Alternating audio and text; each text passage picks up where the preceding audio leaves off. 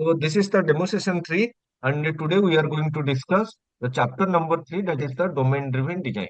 So before that, in our last two sessions, we have discussed the fundamental concept of microservices architecture. What is monolithic architecture? Why we should go with microservices architecture? What are the challenges with monolithic architecture? How we can overcome those challenges using microservices architecture? Why the top companies like Amazon, Netflix, Uber, right? They have migrated from monolithic to microservices architecture. Then we have also discussed the core microservices design principle. So why this microservices architecture become one of the successful architecture in the industry? Why people are using this architecture? What are the benefits we are getting? What are the right responsible, or you can say what are the different principles provided by microservices which we need to follow while we are developing the application. Then we have also discussed this clean architecture, right? This is one of the architectural pattern provided by Uncle Bob, Robert C. Martin. What is clean architecture? What are the benefit of using clean architecture? What are the different layers in clean architecture? What units to put in each layer and how to develop the application? That is what we have discussed by taking a simple example. So today what we are going to develop, this is nothing but a domain-driven design. So it is also one of the software development approach, or you can say architecture. So what is this approach? Why we need this approach? What are the different components of this approach? How to implement this in our ASP.NET Core Web API application? What are the benefits of this approach? That is what we are going to discuss in today's session. Is that clear? What is the agenda for today's session? Yes, sir. Yes. Yes, sir. And coming and second point, guys, remember, right? If anyone join a new today, right? Let first complete the session, and if you have any question related to the training program, then you can ask at the end. So let us proceed and understand what is domain-driven design and how to implement this in our ASP.NET Core Web API application.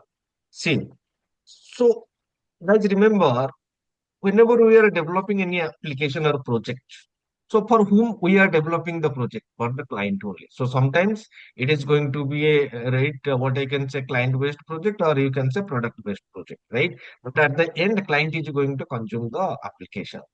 So for example, right, you are developing the e-commerce application for one client, or you are developing one banking application, some bank, right? So in that case, there are two things you need to consider. The developer, they are going to develop the application, but the developer is going to develop the application for whom? For the client, or for the owner of the application. In this domain-driven architecture, what exactly it is saying, for whatever problem statement you are developing, that problem statement should and must be understood by the owner of the system as well as the developer. For example, you are developing one, right? What I can say, uh, right? For example, if you are developing some online application, right? Online shopping application, then in that shopping application, this domain expert, you can consider this is the domain owner and this is the developer as we are. Right? We are developing the application. On this application, we are developing for this domain expert, or you can say the owner of the application, or whatever it may be, right? So in this case, this domain-driven design, what exactly it emphasizes, now whatever the problem statement you are going to develop, that should be based on the common language. Sir, what do you mean by common language? Common language doesn't mean here C, C++, Java, or .NET, Oracle, nothing. These are not the common language. So what do you mean by common language means, now whatever the statement we are going to discuss, right, from the development point of view, whatever we are going to discuss, that should and that must be understood by both domain expert and a developer. For example, if I'm saying customer, then this domain expert should understand what do you mean by customer. If I'm saying order, then domain definitely, as we are the developer, we can understand this thing easily. But at the same time, we need to ensure that the domain expert or owner of the application, they also understand the same concept, right? For example, order, inventory, customer payment. So these are nothing but the problem statement, right? These are nothing but you can say the core feature of the application that what we are going to develop. So this terminology, right? This common terminology should be understood by domain expert and a developer. For example, so in your application, if you are developing e-commerce application, you need to create payment entity. You need to create a customer entity. So instead of a payment customer, you can give any name. There is no issue. But if you are providing something else, what's that going to be understood by domain expert? No. If you, as a developer, you can understand. That is whatever code you are writing.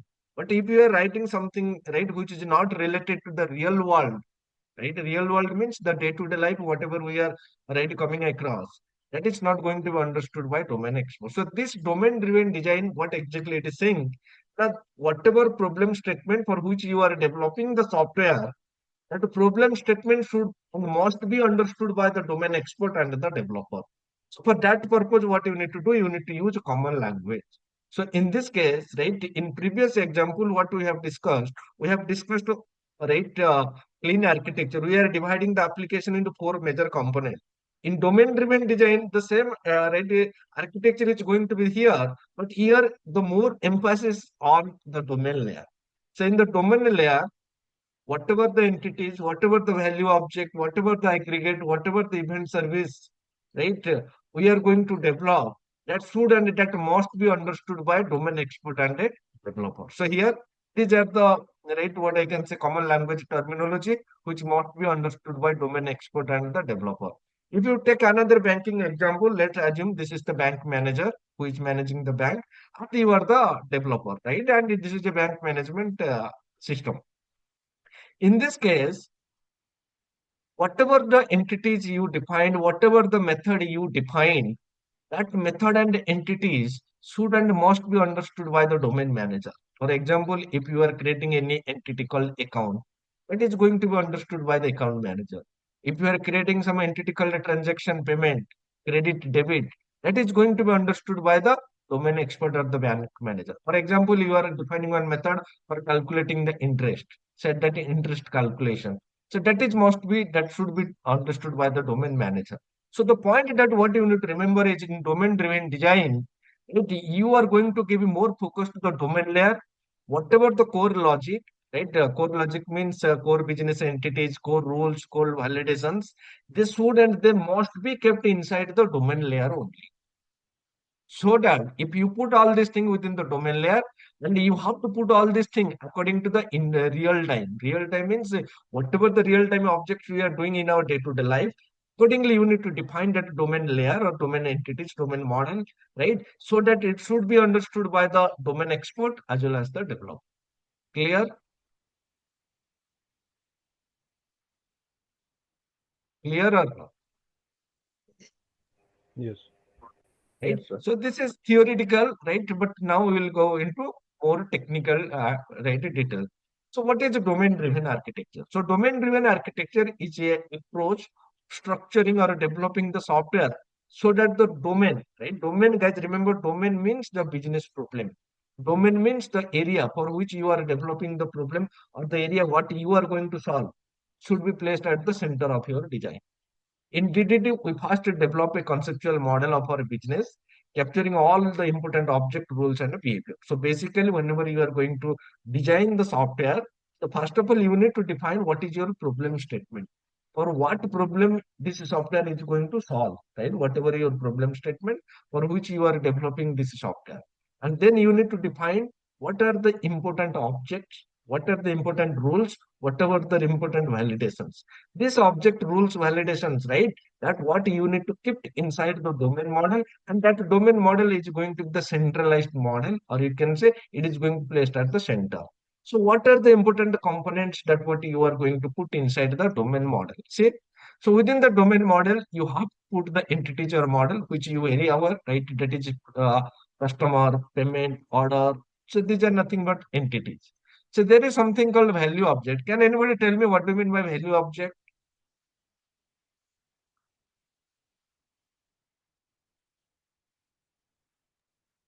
Anyone having any Mhm. idea related to value object? Okay. So now let us go with some, right, what I can say technical term. What do you mean by one entity in entity framework core? Have you ever used one entity?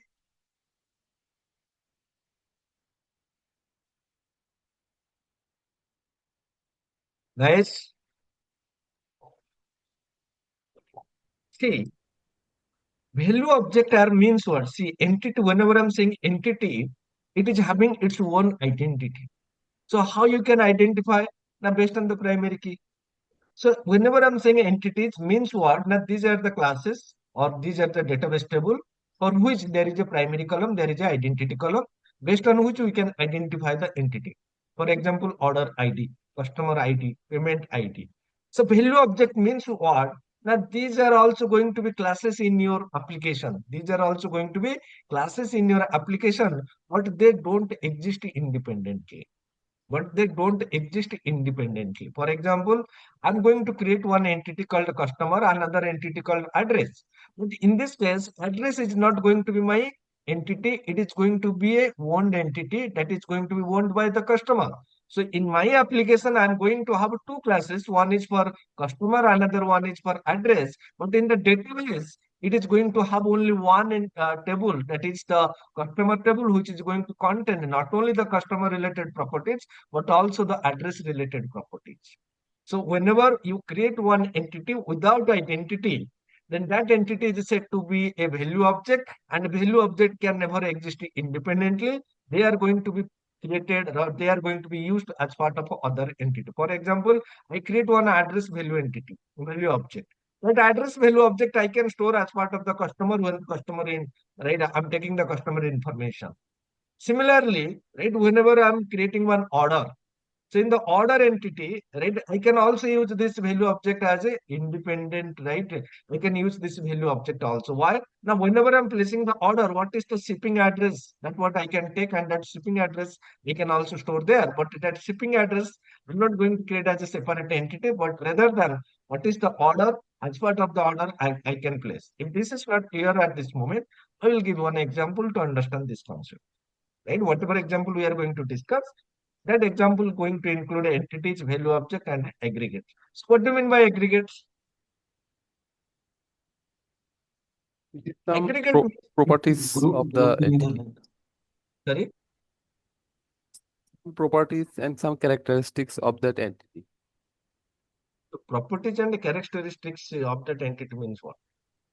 See, whenever I'm saying aggregate, aggregate means there is a root entity, there is a child entity. For example, if I'm taking the example of a order, so whenever you are placing the order, so you are having one order entity and you are also going to have something called order items. Yes or no? Yes.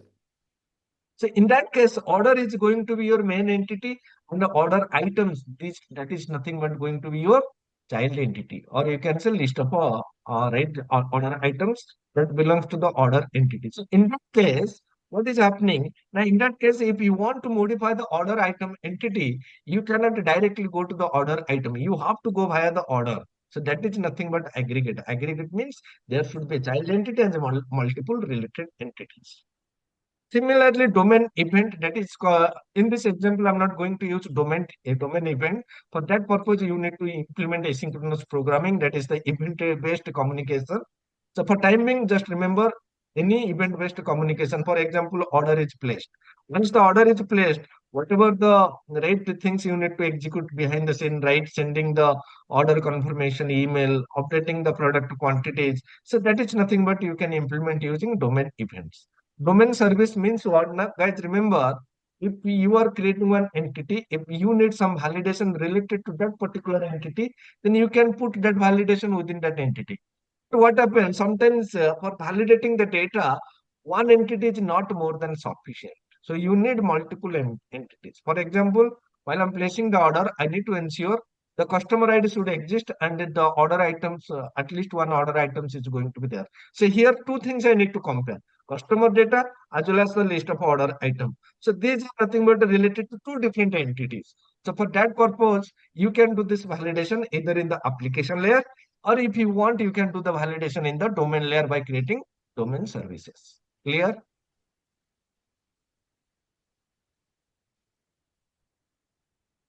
Clear? If this is not clear, this entities value object aggregate domain services, I'm going to discuss in today's session. And in our upcoming session, right, once we discuss the asynchronous programming, right, asynchronous communication, right, RabbitMQ Kafka, at that time I will make you understand what do you mean by domain events. So let us proceed and understand this thing. automatically, right? So now what we need to do, we need to understand the architecture. See, so again, this is very simple. So again, it is going to be, see, whenever you are implementing domain-driven design, then each layer is going to be an independent project. Guys, remember, each layer is going to be an independent project. That means what? That means if I'm implementing domain-driven architecture in my application, then at least 4 projects are going to be there. One project is for the presentation layer, another project for application layer, another project for domain layer, and same in the case of an infrastructure layer. So in the domain layer, what are the things you need to put? We have already discussed whatever the entities, whatever the value object, whatever the aggregates, whatever the event services, whatever the, right, what I can say, domain services, whatever the domain functionalities, that is repository interface. See, in this layer, only you need to define the repository interface, but not how these interfaces are going to be implemented. So this layer is going to define the functionality.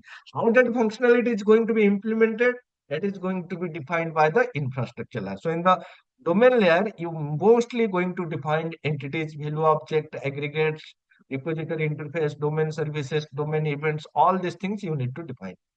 Infrastructure layer is the layer which is going to deal with the external world. Means if you want to communicate with the database, if you want to consume some external services, if you want to send some email, if you want to log the data, anything, right, which is going to communicate with the external world, that is part of the infrastructure layer. So here you can define the EF code DB context, you can define the repository implementation, you can define the external integration, like how to consume third-party services. All these things are going to be part of your infrastructure layer. So application layer, definitely it is going to handle the, or you can say hold the DTOs, right? It is going to define the application layer services and their implementation classes. Also, it is going to implement the mapper. So in this example, what I'm going to do is, I'm going to introduce you to the concept of AutoMapper. How many of you know AutoMapper? Yes, sir. Yes. Right? So instead of mapping the DTO to entities and entities to DTO automatically, right, which is going to be time consuming, error prone, right?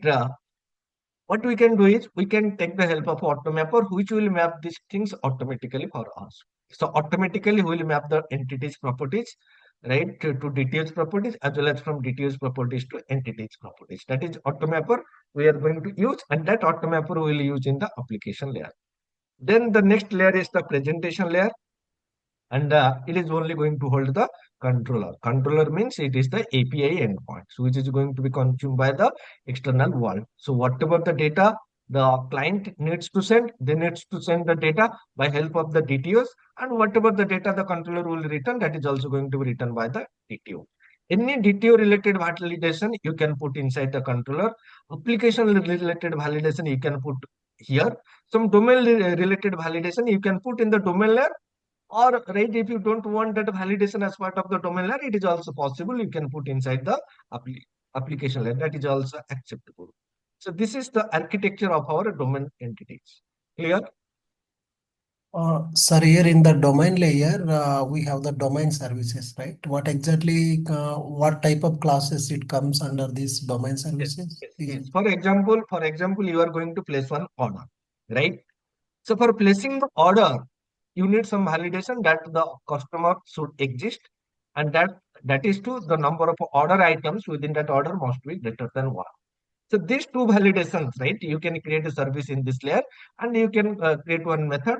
Can the customer place the order? Something like this, right? Many meaningful order, and that method is you need to call from this application layer to check whether this customer is exist and is. I mean, whether this customer can place the order. That validation you can put inside here. Clear? I will show you that example I'm going to give you.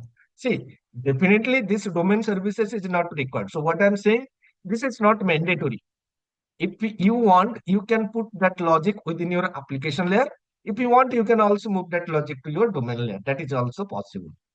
So here, most of the time, you are going to deal with the logic, validation logic, business logic, right? All this thing in the application layer. But some, say if you want, right, you can also move that logic to your domain layer. Not mandatory, but possible. Clear? Yes, yes, got it. right? So now let us proceed and understand how you can implement this architecture in our project. Clear, guys, what is the architecture of a domain-driven design? Yes. Okay, now if you understand, you just tell me. So for application layer, what type of a project we need? It can be mobile applications, web applications. So whenever you are working with RESTful services, where this mobile application comes into the picture. So what I mentioned here, controller. Controller means which type of application in our .NET? Core API. MVC or Web web API. API. Web So API. MVC means that is going to be your web-based application. But here we are not developing web-based application. We are developing the RESTful applications, right? So RESTful application means definitely it is going to be your ASP.NET Core Web API project. Clear? Yes. Yes. So Yes. what type of project is this? Application layer, domain layer, and infrastructure layer? Class library. Class library. Class library. So these are going to be class library project. See, in this infrastructure layer project, is this infrastructure layer project depend on any other project reference? So here repository implementation is there. So Domain layer. how Domain many layer. entities Domain are the layer. repositories? So that means from infrastructure layer, we need to have a project reference to the domain layer. Is there any reference needed by the application layer? He needs to convert the DTOs to entities. Where the entities are defined? In In the domain domain layer. layer. Domain layer. Domain. Perform the database operation, he needs to invoke the infrastructure layer, right? That if core DP context you need to inject, you need to call the implementation. That means again, this application layer depend on the infrastructure layer or not? Yes. Yes. Yes or Yes. no? So Yes. this presentation layer, right, needs to register the application layer services into the program class file, yes or no? Yes. Yes. Yes. The repository interface and implementation, whatever you defined, that also needs to be registered into the program class file or not? Yes. Yes. Yes. So the DB context, what you defined in the infrastructure layer, that needs to be registered into the application, right? I mean, to the request processing pipeline or not. Yes. So that means this presentation layer having reference to all the three different projects. Clear? Yes. So Yes. let us proceed and understand, right? Let's proceed and implement this application one by one. So let us proceed and Sir, I have a question. The program.cs file comes under which layer? Under the presentation layer then? so you just tell me. So that program.cs class file. So which one is your main application? Which is going to be hosting to your server? Class Controller? library. Oh, I'm talking. So can you host one class library project into the server which is going to handle the incoming No, request? no. Then which project is going to handle that thing? On the web API. So definitely in that case, in the web API only we need to define no. So whichever project you are going to host, which is going to handle the incoming HTTP request, inside that project only we need to define the program.cs class file. Okay, got it, sir. Clear? Thank you. Yes, Right? sir. And coming to your class library project, there is no such a program.cs class file available. Clear? Okay. So let us proceed and implement this step by step. Guys, remember, still now anyone having any question, they can ask me if you are not understanding at any point till now. So I have a question. The clean architecture, whatever we call that DD domain-driven design, and it's very similar. So Yes, what are the differences and the pros and cons? difference is going to be the domain part. So here, the domain is exactly what you are going to define, right? That will define based on the real time. Real time means that domain layer, whatever you are defining, should and that must be understood by the domain expert and the developer. You cannot give anything right by your own in the domain layer, right? So you cannot define any entity, any method, right, which is not going to be understood by the domain expert. But in coming to your clean architecture, whatever the naming convention you want, you can give. Doesn't matter. But here it should be understood by the domain expert. So if you are defining an entity, defining any method, that method and that entity should and must be understood by the domain expert. That is the only difference. Otherwise, architecture-wise, both are going to do the same thing. Clear? Okay, sir. And here, each layer is going to be a different project. Okay, so let us first create one empty solution, right? So what I'm going to do, I'm going to create one blank solution. So search for blank solution. This is my blank solution template. So within this blank solution, what I'm going to do, I'm going to create 4 projects. So this is my blank solution I have created. So inside this blank solution, what I'm going to do, I'm going to add 3 class library projects and I'm going to add 1 web API project, right? So let us proceed and develop the class library project first. So ecommerce.domain. So let me go ahead, add new project. So first of all, let me go ahead with one class library project. So this is class library project targeting C# language. So the name you should give as ecommerce.domain. So any meaningful naming convention is very, very important. So this is my e-commerce application and this is the domain layer. So I'm giving the project name as ecommerce.domain. So then click on the create button. So this is going to be my domain project. So once the domain project is added, next what I need to do, I need to add my infrastructure project. So let me do the same thing also here. Right click on the solution, add new item. So sorry, not new item, new project. So then select class library project again. So this time the project name is going to be ecommerce.infrastructure. Click next, click create. Next, what I need to do, I need to create the application layer. So again, do the same thing. Right click on the solution, add new project. So select that class library project template one more time. Then click again next. So give the project name as ecommerce.application. This is going to be my e-commerce project. Then finally, what I need to do, I need to develop my ecommerce.api project. So in this case, I add new project. This time it should be a web API project, right? So select web API, ASP.NET Core web API. Next. So this is going to be my web API project. Click on the next button, click on the create button. Now, so which project should be your startup project, guys? Web API project. Web API. So right click and make this as the startup project. And to make your project clean, so first of all, what I need to do, I need to delete the unnecessary things which are unnecessary. So I don't need this class1.cs file right within each class library project. Let me go ahead and delete these things. Second thing is that I don't need this weather forecast controller. So go ahead and delete this one. Do I need this weather forecast model? No. So go ahead and delete this one. So once this is done, right, next what I need to do, I need to add the project references. So in the infrastructure project, this infrastructure project will depend on which project? Domain layer. Domain. Domain. Are you sure it is going to depend on the domain project? Why? Because in the domain entity only, domain project only, we are defining the entities and we are defining the repository interfaces, which is going to be consumed by this infrastructure layer project. So how to add the project reference? Right click, add project reference. And here, what project we need to select? Domain. Just select that project and click on the OK button. Now, coming to this application layer project, does this domain project having any dependency on anyone? No, because he is independent. He is the center of our project problem. He is the center of our application. He is not going to depend on other. Other will depend on other is going to consume this thing. So that what we need to give. So in this case, there is no dependency on any project from the right domain project. But this application layer, is this application layer going to depend on domain and infrastructure both? Yes. Because the entities are defined here, implementations are defined here. So both project reference I need to add here. So here one is domain, another one is infrastructure. Clear? Now coming to this right e-commerce.api project. So in this case, what project references I need to add? All 3 projects. All three project references, right? So right click, add project references and add all these 3 projects.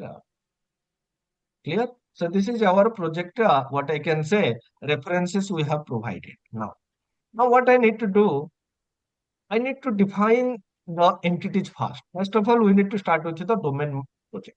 So in the domain project means in this project, where we need to define in this layer.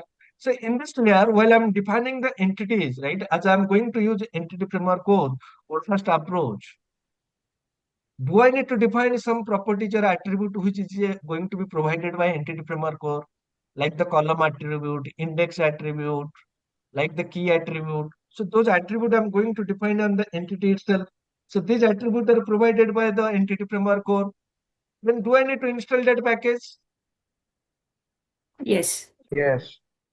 Right? So first of all, we need to install the package. So as in this case, I'm going to deal with the SQL Server database. So that package I need to install first. So right click, add package manager console. So let me clear the screen. So in this case, first of all, which project I have selected here, guys? So you have to select API. the project, domain project. In the domain project, this package is required. So let me first install. So in this domain layer, do I need to install that tools package? Yes. Yes. Why? Why tools package is required in the domain layer? Am I going to write any DB context within the domain layer? No.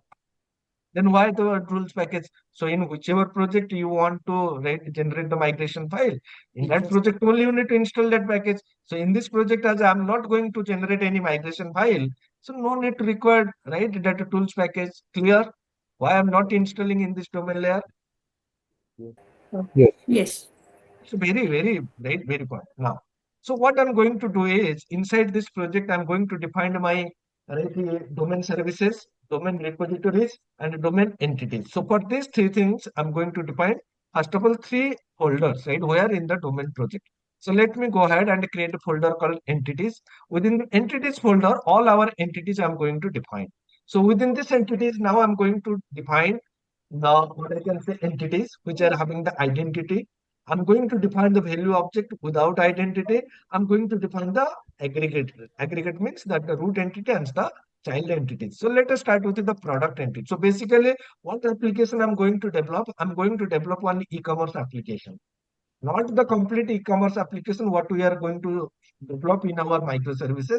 But in this case, by taking few entities, I'm trying to make you understand, right, how you can place the order. So for this purpose, what I say, if you want to implement the order placing, what are the things you need? Let's tell me. If you want to develop Order one, ID. so not order ID, I'm talking from the domain and the domain expert and the developer point of view. So what are the entities?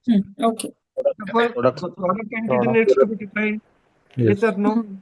Because without product, where the data is come. Second one, do I need one customer entity Yes, which is going Yes. to place the order? Do I need the customer address entity? Yes. Customer address is No. going to be there. Do I need the order entity? Yes. Why? Because whenever I'm going to place the order, the data is going to be stored in the order along with the Order item. order item. So now what I'm going to do is I'm going to develop these 5 entities. So these entities, whatever I'm developing here, it should be understood by the developer. It should be understood by the domain expert. So you should not define any entity which is not going to be understood by the domain expert. Clear? So these are the entities that what we are going to define. Where we need to define these entities? In the domain layer. So in the domain layer where now we have created a specific folder entities, there only we need to define. So let us proceed and define these entities one by one. So let me go with the product entity first. So let me go ahead and create the product entity. So I'm not going to define what are the properties. So this is very common. So you can see what is the product type now. So this key attribute, what exactly this key attribute is going to tell, guys? That it is the primary key. So this will be your primary key, and this is also going to be your identity column. Why?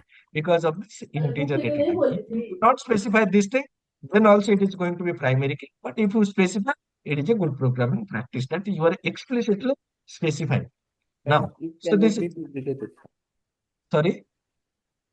Identity defines it cannot be duplicated.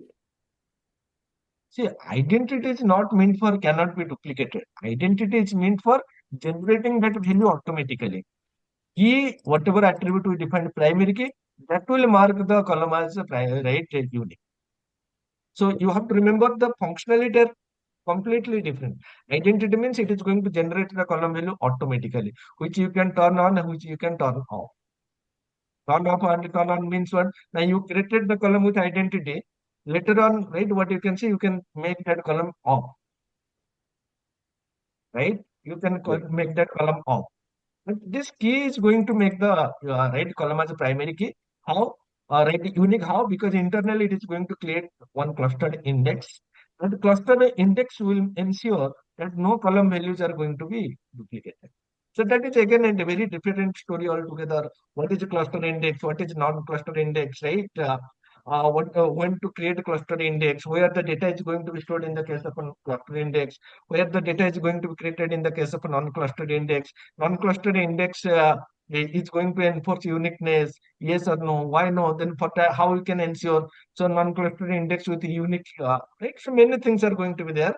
So that is what I'm not supposed to discuss in this session. But for now, right, if you know what is identity, that is well and good. If you don't know, then just go ahead and learn this concept from SQL Server, right? But for now, identity means that column value is going to be generated automatically. If you provide this column value, then that is also going to be ignored. Key means this column is going to be the primary key. Primary key and identity are two different things. For example, if you don't want this column value to be identity, that is fine. You can create other column value as identity. But this key means, right, it is going to be the primary key. So many things are there, right, which I'm not going to discuss here because this is part of entity framework core. And right, in my ASP.NET core session, I have discussed this thing very clearly, right?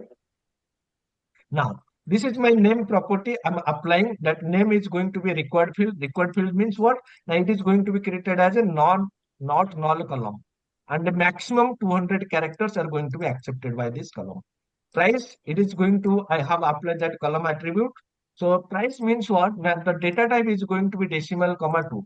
If you ignore this one, right, then compiler will give you one warning. And in that case, it is going to create a compiler will not give you the warning. While you are generating the migration file, you will get warning that the default data type is going to be 18,2. So that warning you will get. But explicitly specifying is a good programming practice. Description, you can see the product description is optional and it is going to be maximum. If you provide, then it is going to be maximum of 100. Stock quantity, whatever the stock quantity you want to provide. So this is my list of order items, right? List of order item means what? Now there is a what I can say one-to-many relationship. So one-to-many relationship means what?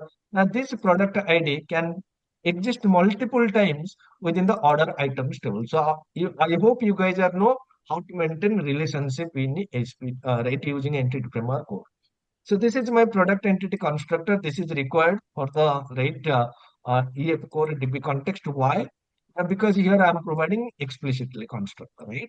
If you are not providing explicitly constructor, then by default one default constructor is there, and that is what you do not need to provide explicitly. But yes, if you are providing some implicit, if you are providing some explicitly constructor, then the entity framework core required one parameterless constructor, and that is the reason why I'm providing this parameterless constructor.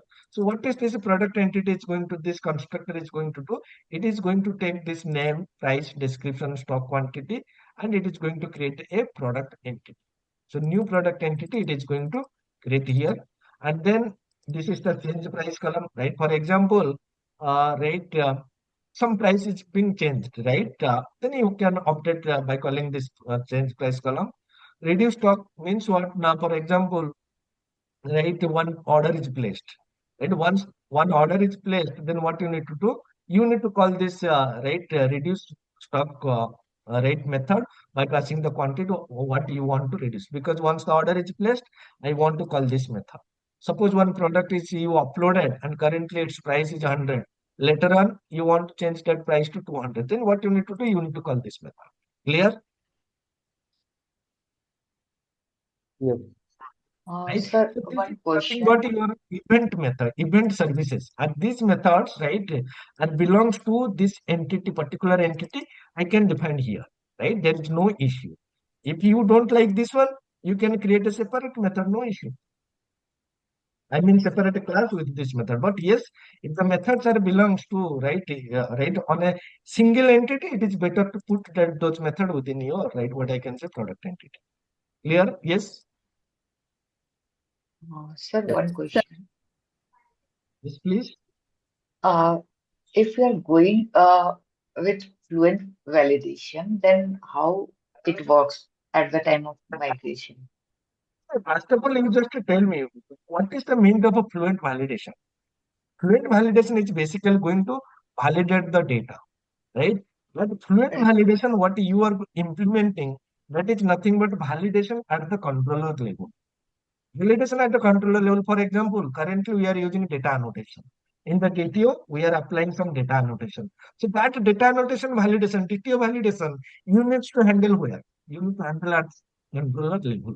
So this fluent validation is not a different validation. It is an alternative to your data annotation.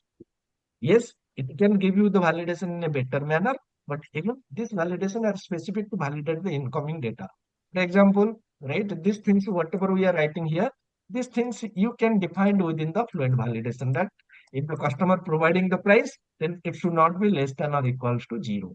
So that logic we have written here, you can create a fluent API and you can provide this validation. Even you can also do the same thing within using data annotation. Clear? So what I'm saying, this thing you can put here, you can put it at the red DTO layer. But why I'm putting here? Because this is the domain layer. Whether the application layer or other layer, they have done the check this validation or not. This domain layer doesn't know. So better, right? Whatever domain related validation, try to keep or try to put in the domain entities only. Clear? Okay. Yeah. Sir, domain layer won't be connected to the SQL, right? But why we need this package to into domain layer? It requires for the infrastructure So layer. first of all, you just tell me. So where this key attribute, this database generated attribute available in which So package? these are from like data and component model dot data analytics. Right? So this key attribute where this is belongs to this column attribute, right? So this is system dot component dot data annotation. So from where this is coming? So this data annotation is fine. So now, okay, let me do one more thing. Right? Let me remove this package.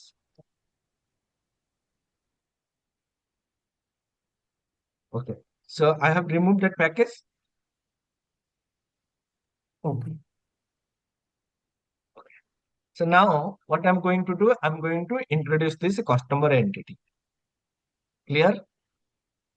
Customer entity where I need to define, I need to define in the entities folder. So now within the customer entity, right, what I need to do, I need to define whatever the customer related data, customer ID, customer first name, customer last name, customer email address. So now I want to mark this customer email address as unique. So how I can do this? Guys, tell me. Index, not in indexer. It should be index. Tell me. Name. Name of what is the property name? Address. Guys, tell me, you know already this thing. Email. This one, right? Then the second thing is what? ID.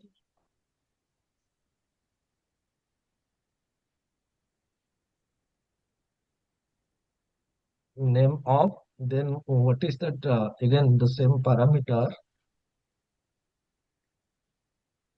Have I missed anything? Is unique. True. That comes with.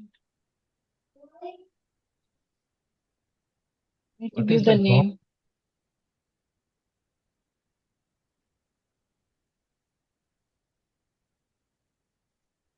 type.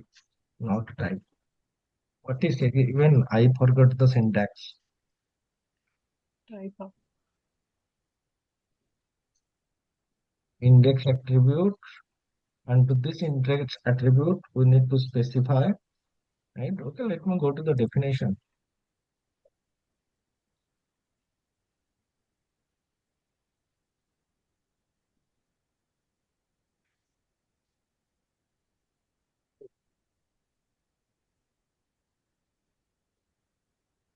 I think we need to insert the So, entity framework core.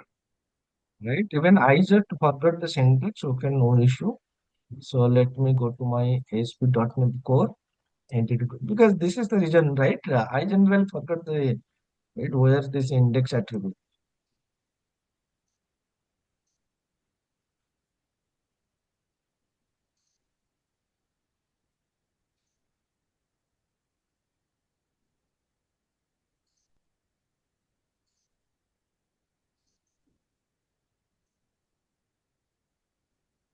Right? So now why I'm going to introduce this thing, right? Why I'm getting this error, because we have uninstalled that package. Which package we have uninstalled? Because of Microsoft that SQL. package, right? We are getting this error, right? So now install that package. So once you install that package, then this error should go, right? So now let me use. So what is that column name? Given. We are getting that error because we have uninstalled that package. Now you understand why we are installing this package? Yes, sir. Because some of the attribute, right, is related to Microsoft.Entity Framework core. So until and unless that package is not installed, you cannot use them. Right? Yes. Yes or no? Is that clear why I have installed that package? Okay. Yes, sir. Got it. Now address entity is there. Right, because in this case you can see whenever the customer information we are storing, we are also going to store the customer address. So a customer can place one order or max n number of orders. And numbers. Multiple orders. Multiple orders. So the relationship between customer and order is going to be one to many. So one customer can place one order. Similarly, one product can be part of a multiple order item. So the relationship is going to be one to many. So here also one to many. And here the address is going to be one to one, because one customer can have only one address. And here you can see this is my constructor, which is going to initialize the first name, last name, email, and the address properties. Clear? Yes. Pranay, Yes. I have a question. You told that the default constructor. Why we are creating that default constructor? Can you please again tell? Yes. See, first of all, you just tell me, right? These entities are going to be used by whom? To communicate with the database. Who will use these entities? The DB context, entity framework core. Am I right? Yes. Yes. So entity framework core need one default constructor. Okay. Getting my point or not? Entity framework core, whenever it is going to perform the operation over the database, it needs the default constructor. He is going to manage the things internally. For that purpose, I need this default constructor. Right? For example, it is going to create the database table. Right? It is going to perform some operation. For entity framework core, we are using this default constructor. Clear? Okay. Okay. Now, Pranaya, there is a C# rule also, right? yes, If we sir. define the parameter constructor within a class, then we have to explicitly specify the default constructor.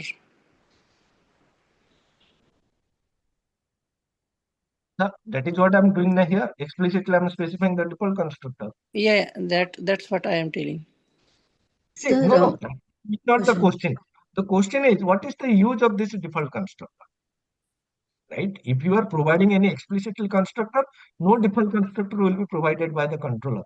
His question was, right, as we are using this parameterized constructor, what is the need of this constructor? The need of this constructor is right, is to be used by the entity framework core. So whenever the entity framework core going to create the model, create the database table, going to perform the fraud operations, then at that time he needs the parameterless constructor.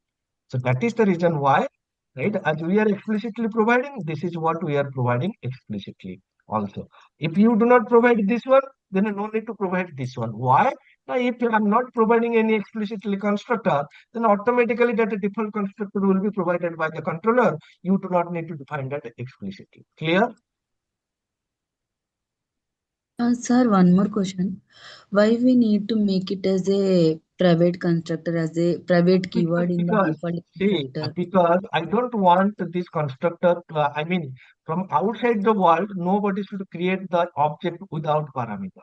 How you can make sure? If I make this as public, then can anyone create the object without passing the customer data? Yes. Yes. That is what we Yes. do, right? By making this private means what? Now from outside the world only this constructor is available. Internal framework will use this one, but from outside the world, this is going to be used by the right other. So in this case, if we have the parameterized constructor, it should be there into the private constructor compulsory, right? So this parameterized means it's this. Why I'm making this? See, instead of that question, you should ask the question: why we are making this constructor as private? So you just tell me who is going to use this constructor as a external user, or it is going to be used by the framework internally. So it can be used for like into infrastructure level. Yeah, I mean that is going to be used by the framework. So I'm not saying infrastructure. I'm saying it is going to be used by the entity framework core. Yes. Right? Whether you are using that in the infrastructure layer, in the domain layer, whatever layer, no matter. But who will going to use this one? This is going to use by the TP Framework. context, right? Okay. That is going to use it internally. As it is going to use internally by TP constraint. If I make this one public, then can you create an instance of this class without passing any value? Yes, that is possible. But that is what we don't want.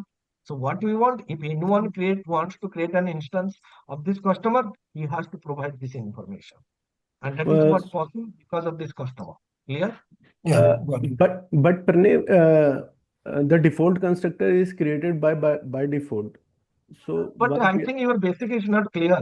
If you are providing any explicitly constructor, also the default constructor is going to provided by compiler. Oh, okay. So No, it only won't default provide. constructor will come into the picture when you have not provided any explicitly constructor. For example, if I comment this one, then this is not required. Why? Compiler will provide this one right automatically. But if I'm creating this one, right, then compiler will not provide any Good. default constructor. Okay. Okay. Thank you, For Pranay. that purpose, but if I'm not providing this one, then entity framework core will not work. He will unable to create the right customer table in the database. He cannot perform the database operation. For that to happen, we need to provide this explicitly default constructor. Clear? Thank you, Pranay.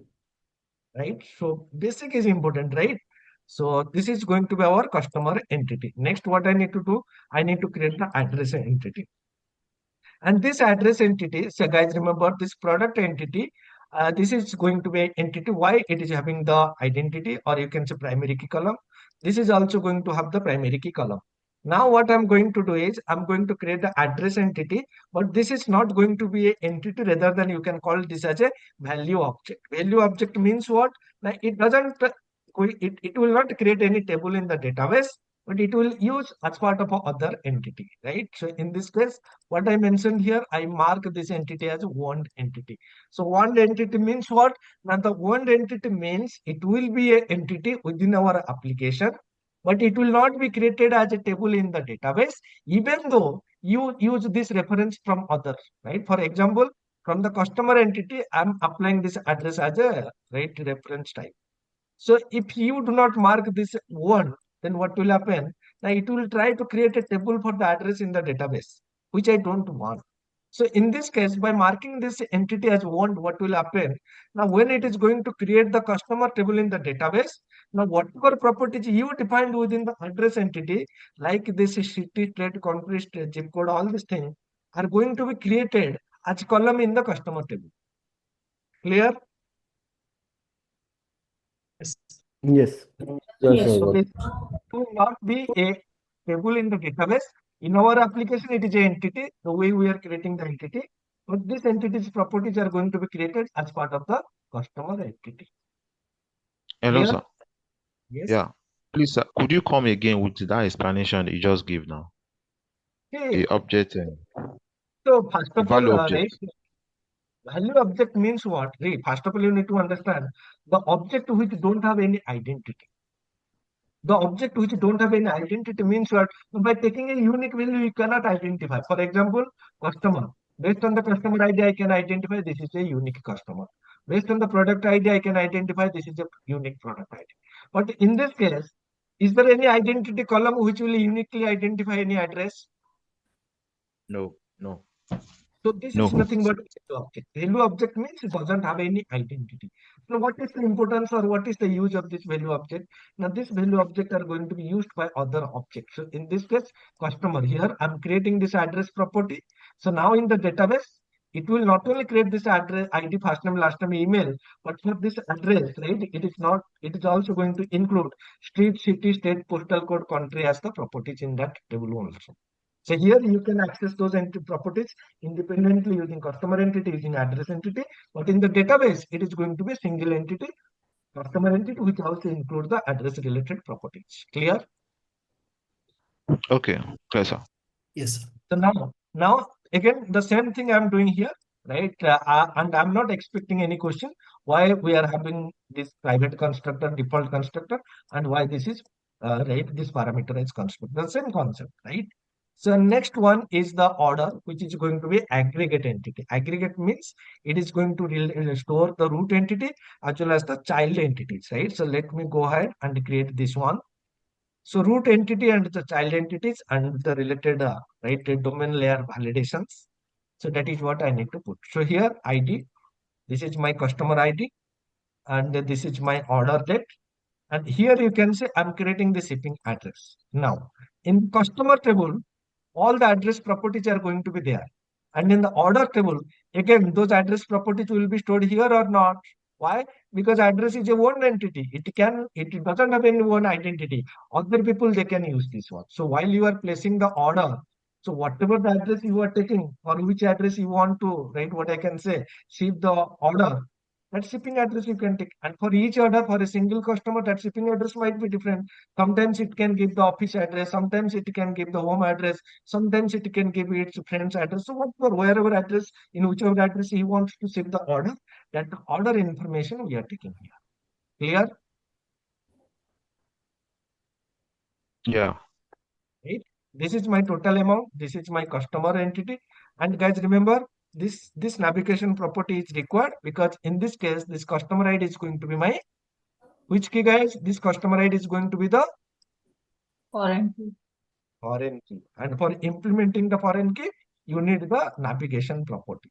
And here you can see this is my list of order items. One customer can have multiple order items. This is nothing but a child entity. So this is my root entity, and for this root entity, this is going to be the child entity, right? And again, in this case, here you can see, right? For this case, right, for the add order items, we are provided this add item method. So this will take the product entity and the quantity you want to add. It will check if quantity less than 0. Then it will check what are the available product stock quantity, whether it is less than 0.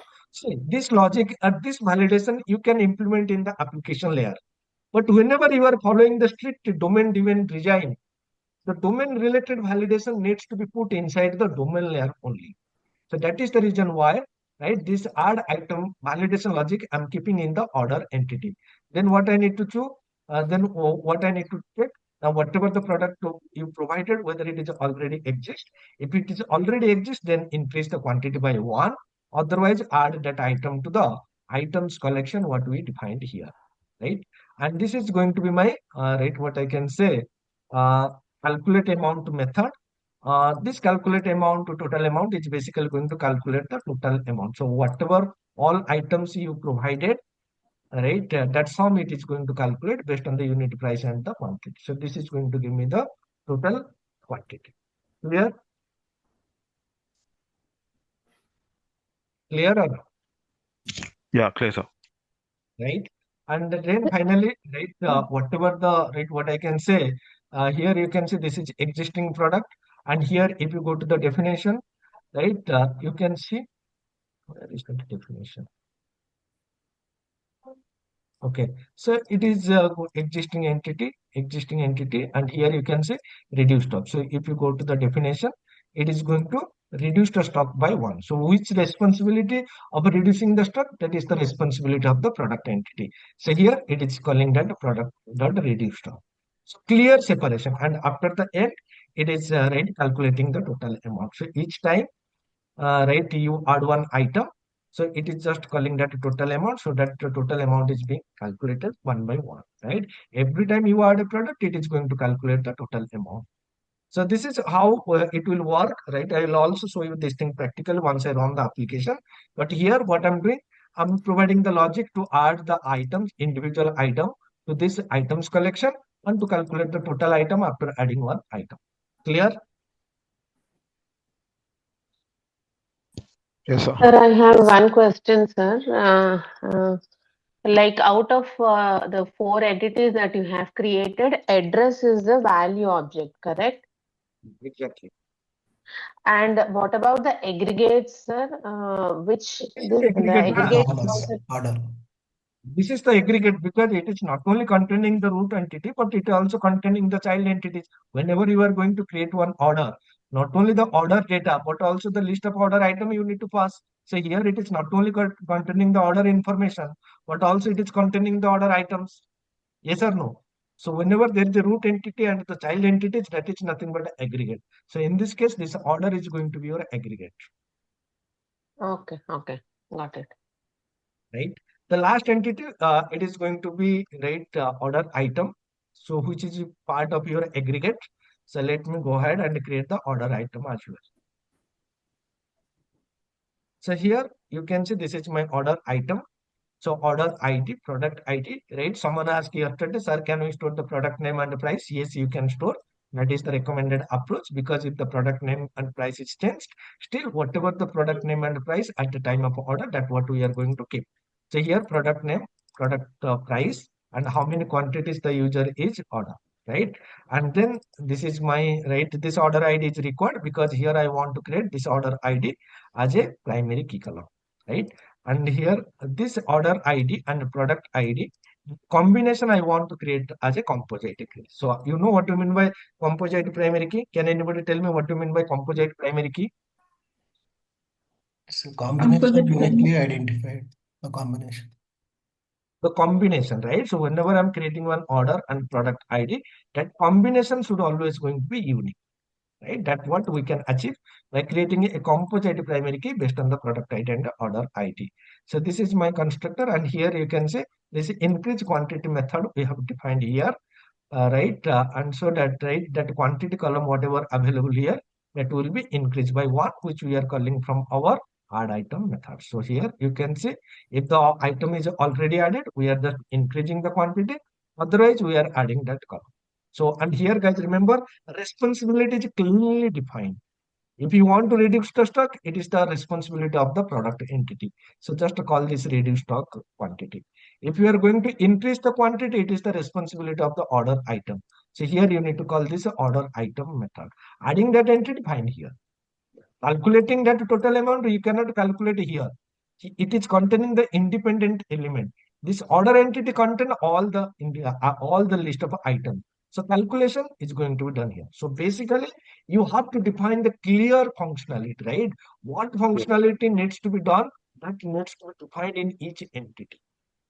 Clear, guys? Yes. So this is going to be all entities. Now what I need to define, I need to define. One question I have.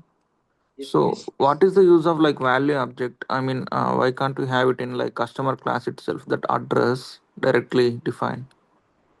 In that case, right, what is happening? If you define this entity there, right, then what will happen? There, in that case, you do not have this address entity, Mm-hmm. right? Okay. And again, Yeah. the same thing I need in the order entity. So why should I repeat Okay. it again and again, Okay. Understood. Okay. Okay. Got it. Yeah. right? Now what I'm going to do is I'm going to define the interfaces, right? Whatever the interfaces is required. So let me go ahead. What I need to do within the domain project, I need to create a folder that is going to be repositories. And in the repositories folder, I need to define all my repositories. For example, I need to define a product repository. I need to define an order repository. I need to define customer repository. So basically, I'm going to define 3 repository interfaces. One is product repository, which is going to define what all operations you can perform on the product entity, like get by ID, get all, add, and update. I'm not providing that a delete method. If you want, you can provide that a delete method also. Next one is the order repository. In the order repository, right, what I'm going to do, I'm going to define the functionality for creating a order and for retrieving the order, right? So in this case, you can see I'm providing two methods, one method for creating a new order, another method for getting one order. If you want, you can define multiple method, get all order by customer ID, and enhancement you can do, right? And that complete enhancement, it is not possible, right, in a single 2 hour session to do this thing. Only here, I'm going to show you, and the rest of the things, right, you can enhance by yourself, right? For example, if you know how to add, update, get all, get by ID, is there any difficulty to implement that delete functionality? No. If you know how to retrieve one order, or if you know how to create a new order, similarly, you can add the functionality to return all the order by customer ID. That is not a big deal. So that is what you need to enhance. Then the customer repository, what I'm going to do is, I'm going to also create one class file, that is iCustomer repository. And this customer repository is going to define the method for creating a new customer as well as retrieving the customer. So you can create a new customer as well as you can retrieve the customer details by ID, which is going to be used by order other layer, right? While I'm placing the order, I need to verify whether the customer exists or not. Similarly, while I'm going to place an order, I need to check whether the product is exist or not. So that is what you need to define by creating this repository interfaces. Now, so in the domain service, right, you can also, right, for now, you can see I have applied the validation. So validation, you can see order validation is there, order item, you can see here, right? These validations I have applied here. But sometimes what happens, in this case, this change price, it is only related to the product entity. So whenever the validation is dealing with multiple entities, that is not possible to define within the entity itself. So for that purpose, what you can do is you can two options. You have two options. Either define that validation in the application layer or create a separate layer within the domain project for defining such validation. So in this case, what I'm going to do is going to define one method. So first of all, let me define one folder. This is services. And within the services, what I'm going to define, I'm going to define one class file, order domain service. So any name you can give for just, right, what I can say. For demonstration, I'm giving this order domain service. And within this order domain service, right, whatever all validations required, right, for placing the order, can place order. So here what I'm going to check, if the customer is not null, and if the list of order items is not null and count is greater than 0, then the customer can place the order, which is going to return true. Otherwise, it is going to return false. Clear? Yes, sir. Right? I'm just showing this example, right? So if Sir, you do why not these want, classes and domains order domain service is required? It's not clear. see what I'm saying. If you don't write this one, that is also fine. Now you just tell me. So this order domain service is going to say this validation can place order. It is based on a single entity or multiple entities. Multiple entities. So whenever there is a multiple entities for which you need the validation, then that validation you cannot put inside. For example, order item. So how I can do that validation here? Because in this order entity, I cannot have the customer information. I don't have that other information. Yes, so right. So for that purpose here, I'm only having this customer ID. Whether this customer exists or not, that logic I have not written here. Getting my point? So for that reason, I'm creating this one. Again, this is optional. That is what I'm saying. This is optional. If whenever you are doing the validation, if the validation involve multiple entities, you can create a separate service class within the domain layer. If you don't create, that is fine. This validation you can easily implement within the application layer itself. Clear? Yes, sir. So this is all about our entities. Next, what I need to do, I need to implement the infrastructure layer. So infrastructure layer means all the repository interface implementations plus the DB context class. And as in this layer, we are going to deal with the database, right? Using entity framework code first approach. We also need to generate the migration file. So these two things are required here in this layer. So what are the things? Two packages. One package is the database provider for SQL Server. Another package, right, for generating the migration file. So what project I need to select? I need to select the infrastructure project. So let me go ahead and execute this one. Then again install this one.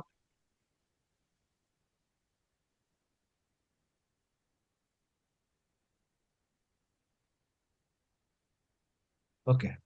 So now in this layer, what I'm going to do, I'm going to create two folder. One is persistent. In the persistent folder, as it is going to deal with the database, that is the reason why I'm providing the name as persistent. So you can give any name like data also, no issue, whatever the folder name you want to give. But standardized name is persistent, and another folder is going to be repository. So what I need to define in the persistent folder? DB context class. What I need to define within the repositories folder? All the repository implementation. This is going to be a folder, not a class file. So this must be a folder. So all the repository implementation. So let us proceed and implement this one. So what I'm going to do is I'm going to create my DB context class. So this is my DB context class. So in the DB context class, I'm going to add all the DB set properties. But guys, remember, we should not add that address DB set properties, which is going to be worked as a one entity. It doesn't exist internally, right? Independently. See, in this case, what I'm doing, I'm adding my DB set properties. So 4 DB set properties I have added, but I have not added the address. Why? Because the address is a value object. Value object are not going to be created as a tables in the database. So rest of 4 I have created as DB set properties. And here you can see, right? You can see I'm mentioning that address is a right one entity or address is a value object for customer. Shipping address is also a one entity or value object for the order. So that is what I am saying, that address is going to be act as a value object.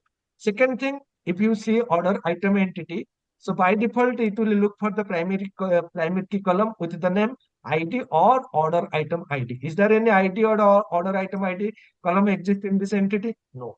So why we are not creating? Because we want to create a composite primary key which is going to be the combination of these two columns, right? So that is what I have mentioned here. I'm creating the order item ID, or I'm going to create one composite column or composite primary key based on the order ID and the product ID column in the order items table. Next, what I'm doing here, you can see, right? I'm specifying the custom column names for one entity. See, guys, remember by default that the column name is going to be your right. What I can say, property name on the what I can say uh, that right one property name. For example, if you look at the order entity, so order entity, it is name is right. This property name is shipping address. So by default, the column name is going to be shipping address underscore street, shipping address underscore street, shipping address underscore street. So which doesn't make any sense to write provide. So in that case, if you want to override that naming convention, then for that purpose you have to configure this thing here. So here for this street property, what should be the column name? For the city, what should be the column name? That what I have defined for the order entity. And the same thing I have also defined for the customer entity. So I don't want to go with the default naming convention, or the rather than I want to specify explicitly what should be the column name for the value object in the database table. So that is what I have done here. Then what I'm doing here, I'm inserting some dummy or you can say seed data for the customer table. By default, 2 customers are going to be there because for testing purpose, I need some data. So for that purpose, what I'm doing here, I'm specifying the customer entity ID and name. Here you can see the customer data I have provided, and the customer entity is going to have some one entity. So that one entity address also I need to specify. So here this model dot entity, so this is the entity, and here it is going to be the one entity. So that what you need to specify using the ones dot address. So here using one dot address means you have to specify the one entity information. That is for customer ID 1, what should be its corresponding address. For customer ID 2, what should be its corresponding address. Order information I'm not providing here. Order I will show you how to create right from the UI. So then this is my product entity. I'm inserting few product information to the database. Clear?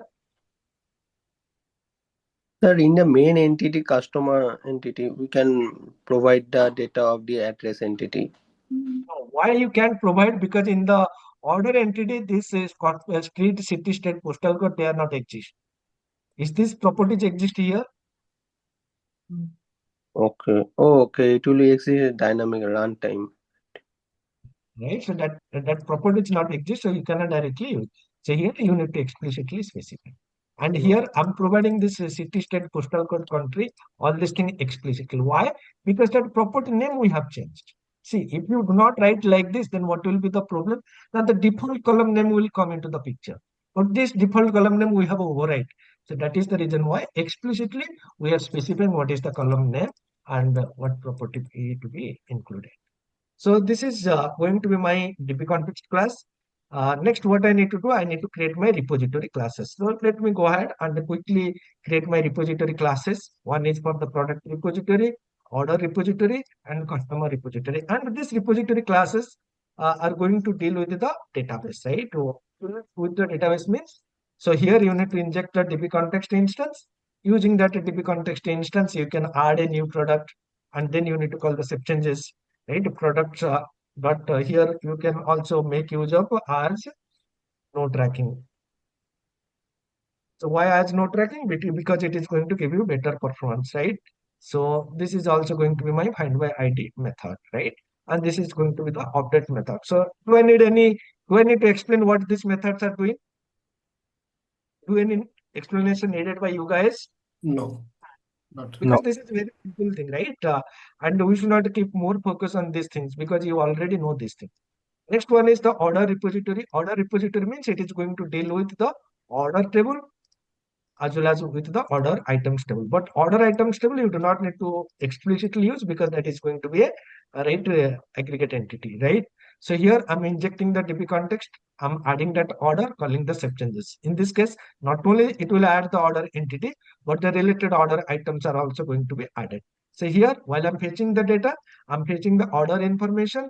Along with I'm also fetching the related order items, right? So if you want to then improve the performance, you can also make use of as no tracking, right? That is also possible. So in this case, this include method, it will enable which loading, guys? lazy Lazy loading. eager Are you Eager sure? loading. Eager loading. Eager loading. Eager loading. Oh, eager loading. eager loading, lazy loading for virtual key. Exactly. Right. So in this case, it is whenever you are loading the main entity, that related entity data is also going to be loaded automatically. So it will use eager loading, right? So this is my order entity, right? So next one is what? The customer entity, right? So in the customer repository, we have defined two methods, add customer as well as get customer by ID. So these two methods we need to implement here. So two methods we need to implement. Okay, let us proceed. So DB context class, this is by get customer by ID method, and this is my add. So here, if you want one entity, right, here you can see I'm including this one entity. What is the advantages? Advantages is if you do not include this one entity, that address data will not be fetched from the database. Getting my point? If you only need the customer information, not the address information, then this include is not required. If you need the customer information along with the address information, then this is required. Right now, you might have one right now. You got the clarity why I'm not including those independent properties within the customer entity. If I include those properties, right, the address properties, if I include directly within the order entity itself, within the customer entity itself, then whenever I'm fetching the data, those entities information will also include or will also fetched from the database or not. If you don't require, then why you should fetch those data? So that benefit you will get by using the value object. If you need, fetch those data. If you don't need, then don't fetch those informations. Clear?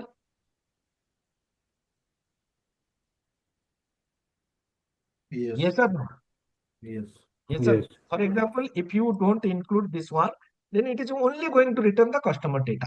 Even though in the customer table that city, state, address, country, everything is there, those information will not be retrieved from the database. But if you include, then it will retrieve. Now this is all about our what I can say infrastructure layer. Now, what is the next layer? Next layer is going to be the application layer. So in the application layer, first of all, we need to define the DTOs, we need to define the mappings, and we need to define the services. And to use AutoMapper, what I need to do, I need to install this package.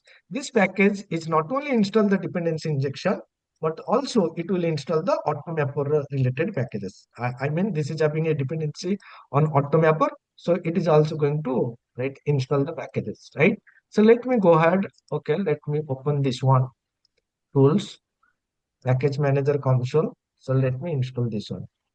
See, in this case, it is install the packages.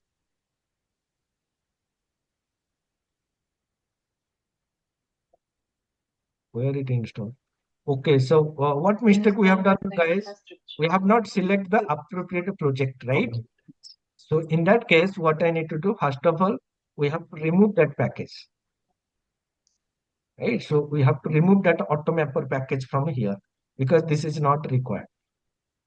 So this package where we need in our application project. So what we need to do? So this is you have to take care. So here you have to select the application project and click on this one. So now the application layer should have that package, right? So we have installed this package, that is fine. Next, what I need to do, I need to create the DTOs, mappings, and the services. So let me first create a folder called DTO, right, at the project root directory of our application layer. So this is my application layer. Let me ahead create a folder DTO.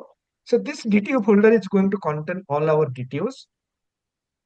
Let me first add the product DTO. So let me go ahead and add a class file that is going to be product DTO.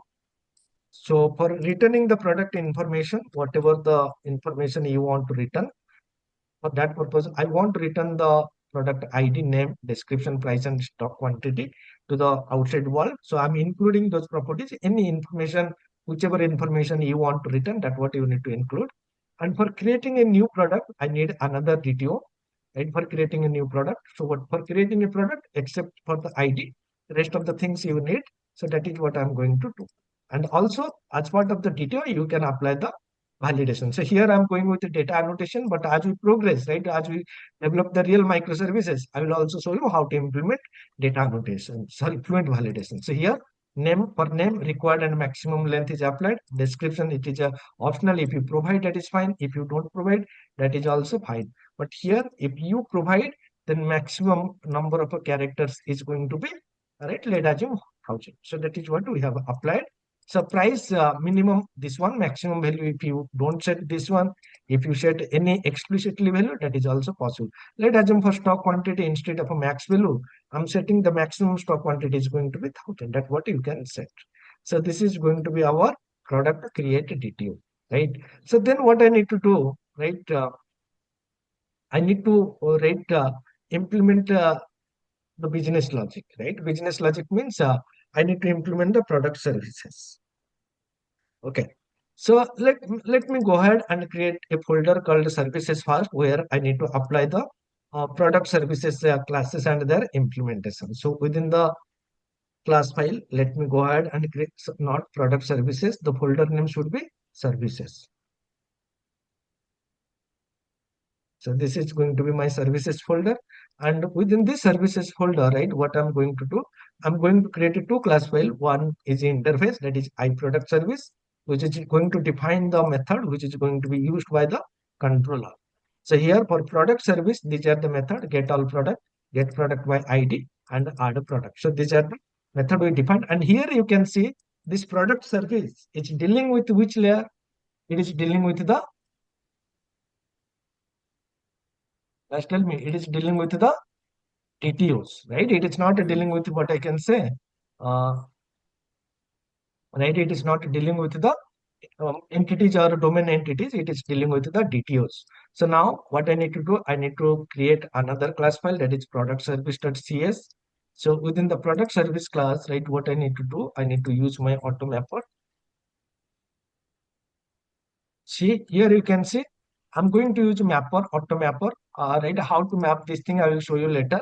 So here you can see this product service going to do two things. What are the things it is going to do?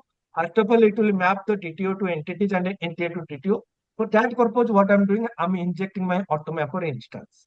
Second thing, what exactly it is going to do, to paste the data, to insert the data, to update the data, to delete the data, it is going to make use of a product repository class, which we have already defined in our infrastructure layer project, right? So these two things it is required. So these two instances I have injected through the dependency injection, initializing these two through the constructor, and the logic is going to be very simple. Add product. So basically here you can see, first of all, for creating a product, you need to create an instance of a product entity. So how I'm doing here, please observe. And this is my product entity, which is taking this parameter. So if I want to create an instance, then definitely I need to pass the product information. That is what I'm doing. So what is the product name, price, stock quantity, and the description. That's what I'm passing, which is going to create one product entity. Then I'm adding that product, right? And then I'm passing that product entity to my product repository method, which is going to add the product. Once the product is being added, then what I need to do, I need to convert that product into productive details. So for this purpose, I'm using AutoMapper, which will automatically map the source object to this destination object, and destination object automatically going to return from here. If you want, you can also create a variable something like this. Right. For example, here you can see variable PRTTO. So something like this, right? And then you can also return this one, right? But why I'm going to do this thing? Directly, I can return the data what is going to be written by the mapper. So this is manual mapping is not there. So automatically, this product entity once created will be automatically mapped to this product detail. Clear? Right? And here I need to improve something, right? What I need to do after the product is being added, right? What I need to do, I need to return the updated product, because that ID I also need. So what I'm doing here, add product method. So here I'm changing the signature. So what I need to do, I need to go to the product repository. So this add async method is there, which is returning the product. So in the product repository, we have added this one. So in the implementation, where the implementation in the domain service. So this is my product repository. So this is going to be my add product. So once the product is added, so that product I need to return from here. Right. So in this case, what I need to do, I need to return the clear. Yes. Yes. Here, what I need to do, I need to use the await keyword. Not await keyword, we have already written it. So why I'm getting this error? I'm getting this warning. If you go to the product class, this add product waste, the return type is product not nullable. So that's what we need to use here. So we should not use this one. Okay. So here I'm adding this one, and from my product service. So here what I can do is I can write product created product equals to this one, and this created product I need to remove. Right. It's the difference between. So in this case, so this product DTO, or you can say this product what we created, it doesn't have the ID value. But while once the product is being created, we'll get the ID value, and that ID value we also need to map as part of the response. So that is the reason why I have done these changes. So this is going to my get all product. So that product I am converting into list of product detail. This is also get product by ID method. If the product is exist, then we'll map. Otherwise, we'll return null. Clear, guys?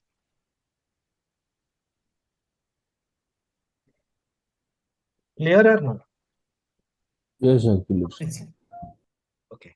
So next, what I'm going to do, I'm going to create the order DTO, order related DTOs, right? Because I want to implement the order functionality. First, create the order DTO, which is going to, this order DTO is going to return the order information, right? Whatever the order information, that is going to be written by this order DTO ID, whatever the ID, customer ID, total amount, when the order is being placed, what is the shipping address, what is the list of order items. This is for the order response. Then in this case, you can see this is order item DTO, address DTO is there. So these two DTOs I need to create.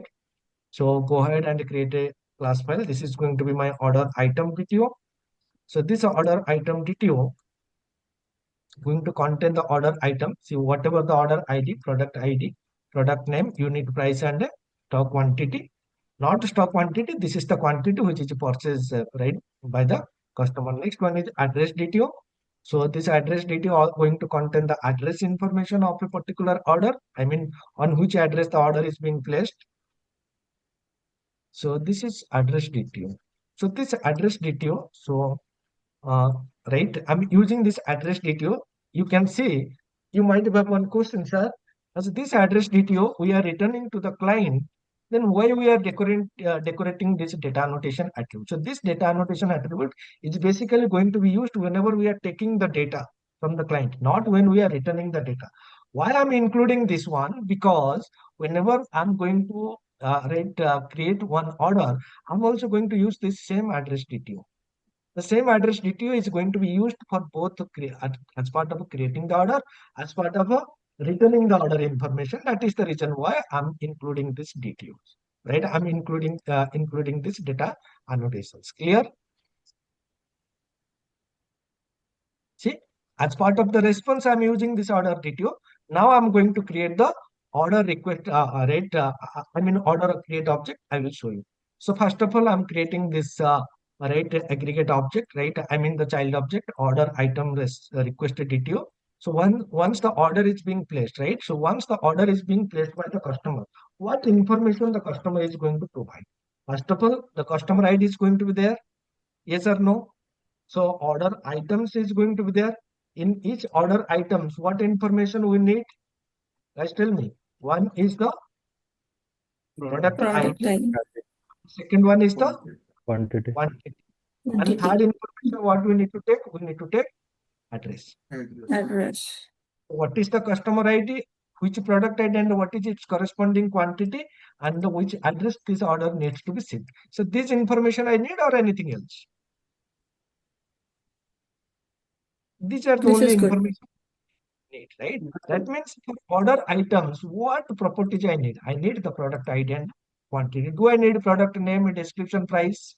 No. Why? Because this thing we can paste from the database, right? We should not take this from the user. So from user, what is the product ID and how many quantity he wants to purchase. So in my order items requested DTO, I need to put these two properties. Right? So, But we have only one address mapped to customer. so One this is not the customer address. So this is your order address. This is order. So in this case, while you are placing the orders on which address the customer wants to ship this address, particular order, that address I'm going to take from the customer. This address is different than the customer address. So customer address is there, which is used for billing purpose, and this address what we are taking from the customer at the time of placing the order. This is for the shipping purpose. So you can give any address while you are shipping. I mean when you are placing the order. Clear? but when we do do the shopping from the Flipkart, so we have the multiple address. As I have the multiple address. Well, that is fine. So for that, see, that is going to be implemented in a different manner. Different manner means what? Now, in that case, whatever addresses you have provided, they are they are storing those addresses in a separate entity. And that means one entity is going to be there where they are keeping multiple addresses. Address 1, address 2, address 3. So if that is what you want, then what you need to do, you can create one addresses table, right? And inherit that addresses table, whatever all addresses provided by the customer, right? You can, based on the customer ID, you can store all these addresses, right? And whenever you are coming to that page, whatever the existing addresses, that what you can read. Otherwise, if the customer wants, they can also provide a new address. So you just tell me whatever existing address. Apart from that, does not they allow to enter any new addresses? It allows. Right. So that is what we are doing. So if you want to implement the functionality related to right what I can say Amazon, right? Then what you need to do, whatever the addresses they are provided by at the time of placing the order, store these addresses in a separate table. Okay. Right? Based on the customer, one customer ID can have multiple addresses, and while the customer going to place the order based on the customer ID, retrieve all those addresses, and then he can decide which address to be used. If otherwise, he can also provide another address. Right? Yeah. So that another addresses we are taking here as part of the order. Clear? Yeah. Yeah. Okay. So now, so as part of order item, so we just need to take the product ID and the quantity must be greater than 1 and maximum value. So instead of a maximum, let us do maximum 100 or 1000, whatever quantity you want to provide. Next one is my order request DTO. So which is going to contain all the aggregated data. So here is the aggregate object. It is going to contain multiple entities data, right? What are the data? So here you can see this is my order. I mean the customer ID I'm taking. The same address detail what I have created here, that is what I'm using here. And this is my list of order item requested detail. So this is what I'm taking, what I mentioned. Customer ID, list of order items, and the address detail. Clear? So these two entities are going to use as part of creating a new order. Also, this order address detail is also used as part of a request as well as part of the response. And this order detail, whatever we created, this is for the response purpose only. Clear, guys? Yes or no? Yes. Now, what I need to do, I need to create my order service and their implementation classes. So here I want to provide two functionality, create the order, place the order. So two methods I'm going to define here. So place the order and get the order. Now, what I need to do next? Next, I need to provide the implementation classes. Again, go ahead and create a class file. So this class file is going to provide the order service. So in the order service, let me go ahead and create all these things. Right. So here you can see. So what I right, you can see I'm injecting the product repository. Why? Because I need the product information. I need the order information, right? Because I'm going to create a new order. For that purpose, I want the order repository. I'm injecting my order domain service because I want to validate the order. I also need the customer information. That is the reason why I'm injecting my customer repository. And I also want to map the order to order TTO and order TTO to order. So for that purpose, I'm injecting my mapper. So these five services I'm injecting through the constructor now. So this is my place order method. Let's try to observe what are the things I'm doing here. First of all, we need to fetch the customer ID. How to fetch the customer ID? By calling the customer repository get by ID method, which we have already defined in the customer repository, which will return me the customer. If the customer doesn't exist, what I need to do? If the customer doesn't exist, what you need to do? Definitely, you need to throw one exception, or from here, you need to return that customer doesn't exist. Now, what I need to do next? Next, I need to create the shipping address. So for creating the shipping address, I'm using the address entity. My shipping address is ready. So once the shipping address is ready, then what I need to do? I need to create one order. For creating order, what entity I need to use, guys? So if you look at the order, so there is an entity called order entity. So in the order entity, if you want to create one order, then what information you need to pass? You need to pass customer ID and the shipping address. We have already the customer ID and we are already having the shipping address. By passing the customer ID and the shipping address, I created the order. Clear? So now, once you created the order, then what you need to do? You need to check each order items. So whatever the order items provided by the customer, like this product ID and quantity, we need to verify whether each product ID exists in the database or not. How you can do this? By calling the product repository get by ID method, which is going to return the product data. If this product ID is not, we need to throw that this product is not found. If the product ID is found, then what I need to do? Then in that case, in the order method, you can see this add item method is going to be there. In this case, you can see I'm not checking whether the product stock is available, whether the product, whatever the quantity is provided by the user, whether all these things I'm not checking here. That is the responsibility of the order. So here I'm putting all this validation. So this validation, if you don't want here, you can also put it here. So this validation part, as I mentioned from the beginning, again and again, validation, they can exist in the domain layer. They can, if you don't like to put this thing in the domain layer, you can still use it in the service layer. So here you can also do here. So, and then I'm calling this order add item, which is going to add this product with this quantity into the order items collection, right? And once this is done, then you can see there is a, right, we have defined one domain service method. So here you can say order domain service, you can call this method. So order domain service, place order, I'm passing the customer and I'm passing the order items to ensure, right, whether this customer exists and at least one order item exists or not. So this validation you can also put here, that is no issue. And if all the validations are successful, then you need to call the async method of the order repository, and whatever the generated order ID, you can also return from here. Clear?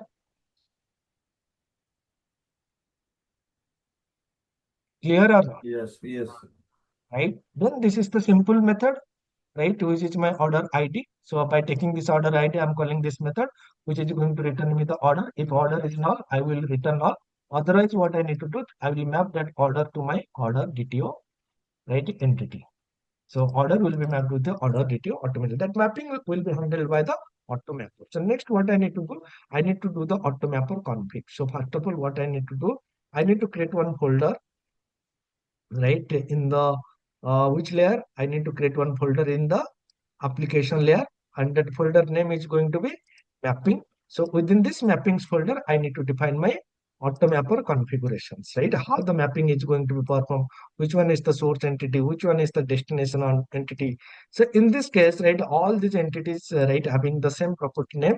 So you do not have to do anything special, right? So here you can say a mapping profile. So mapping profile means you need to create one class. That class needs to be inherit from the profile class. This profile class is belongs to the AutoMapper, right? What I can say, uh, package. You can say this is the package, and within this class, within the constructor, right, you need to define the mapping. So here I have defined that the mapping is going to be product to product DTO, create product to product. So basically, whatever the product data you define, those properties are automatically mapped to the product DTO, and here the properties from the create product DTO will be mapped to product DTO. And same thing here, I'm doing order to order DTO, order item to order item DTO, address to address DTO. So this is the mapping which we have defined here. And AutoMapper, guys, if you know, that is fine. If you don't know what is AutoMapper, please go ahead and learn this concept. Very, very interesting, right? And that manual mapping is no one is doing nowadays in the industry. So nowadays, manual mapping is replaced with AutoMapper. So please go ahead and learn this concept of AutoMapper in ASP.NET Core VBT. So once this is done, right, next what I need to do, I need to, right, what I can say, I need to start my API layer. So in the API layer, what I need to do first of all, I need to install this dependency injection AutoMapper. So let me go ahead and install this one. So why I need? Because this mapping profile I need in my right program.cs class file. So I mean, for that purpose, what I need to do, I need to install this package in our right. Okay, let us see whether without installing is this going to work. So let me first create the products controller. So this is going to be my within the controllers folder. Let me first add the products controller for red class file. So this product controller I'm creating here. So this is going to provide the endpoint for doing the operation on the product entity.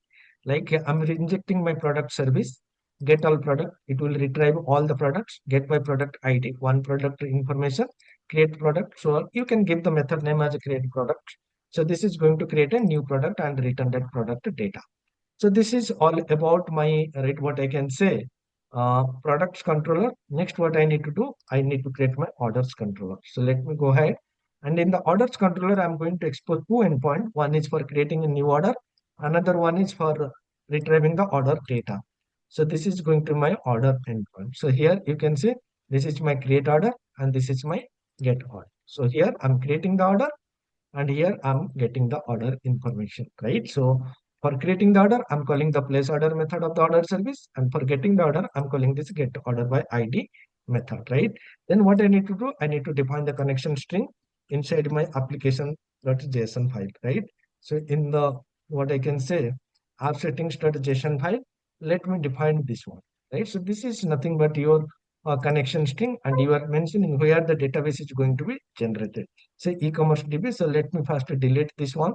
So it is going to create a database named e-commerce DB with four entities, or you can say four database table, and the two database like order, like customer and products. They are going to have some data. Next, what I need to do, right? I need to install this package. What is the use of this package? Guys, remember. So in this case, where we define the connection string. No. Where we define, in which project we define the connection string? Application. No. API. So in which API layer we define the connection string? Because this is the layer which is going to be hosted into the server. But where the DB context is defined? Infrastructure. Infrastructure. Okay, so whenever we are generating the migration file, in which layer we need to generate the migration file? Infrastructure. Infrastructure only. So in the infrastructure layer, when we generate the migration file, we need this read connection string or not? Yes. right? So for that purpose, right, what we are going to do, we are going to install this package. This package which enable the infrastructure layer to read the right connection string from the application layer. So in the API layer, right, in the API layer, go ahead and install this package. So what we need to do, we need to select the API layer, go and install this package. So this package, Can you please tell again that what this package do? see, this package which enable, right, the other layer to read the connection, right, configuration file. Okay. Right? Because in this case, our connection string is stored in the API layer and the DB context is infrastructure. And here we need to generate the migration file in the DB in the infrastructure layer. For generating the migration file, it needs the right, it needs the connection string, which is defined in the API layer. So we need to read the connection string from the API layer. For reading that connection string, we need to install this package. This package which enable that other layer to read the connection string or the configuration settings, right? So next what I need to do, we need to modify the app settings JSON file. So where we need to modify the app settings JSON file in our API layer. So what are the changes? Let me show you. So first of all, I'm disabling the camel case naming convention. What exactly it means? Whatever the DTO's property name we define, we need to use the same property name as part of JSON serialization and deserial. We don't want that default right camel case naming convention. Then this is my DP context registration. So here I'm registering my e-commerce DP context, right? What is the use of DP context? Because right, without DP context, right, it is not possible to inject this instance into our application layer. In our application layer, you can see I'm having this order service. So in the order service, right, not in the application layer, in the infrastructure layer. In the infrastructure layer, if you see, we are using this DB context. The framework is going to provide the instance. But without registering this into the framework, is he provide the information? No. For that purpose, we are providing this EF code DB context. Then we need to register all our repositories, product repository, order repository, customer repository. We need to register our services, product service, and order domain services. We also need to register our mapping profile. So whatever the mapping profile we define, that is what we also need to register here, right? And that's it. So with these changes, now we are ready to generate our migration file. So in which layer we need to generate the migration file? So okay, first of all, let me build the solution to ensure everything is fine. Yeah, build 4 succeeded. Let me go ahead and generate the migration file. So migration file is going to be generated in which layer, guys? Infrastructure layer. Okay. So what is the code? You have tried R migration, and the name is going to be MIG1.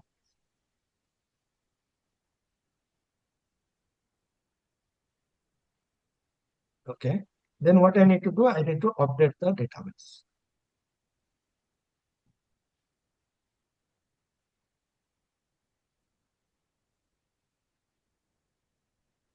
Okay. So this is done, right? So once this is done, right, next what we can do is we can test the API. So we have already set the API layer as the starter project, run the application.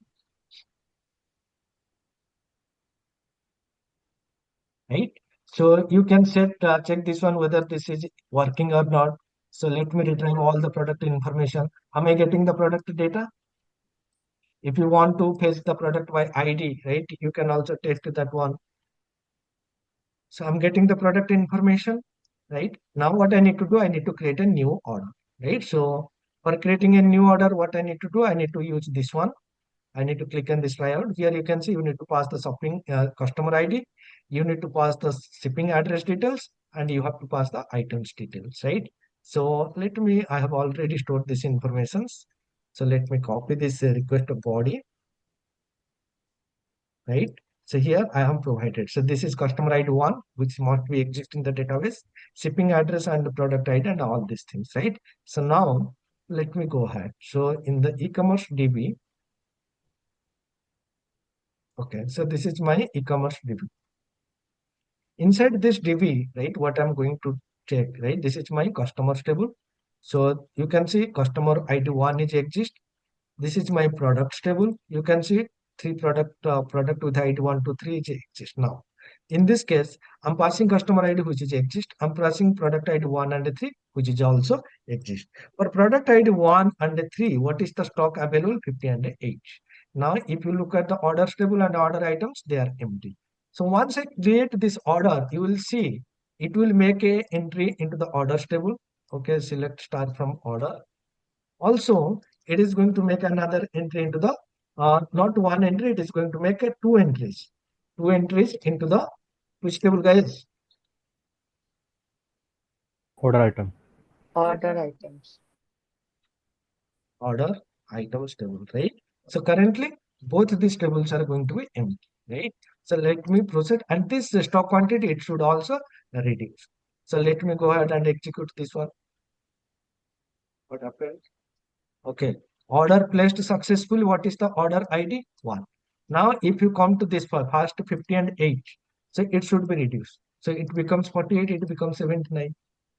Now, if you look at this table, so there is one entry into this table, city, state, address, all these things are there.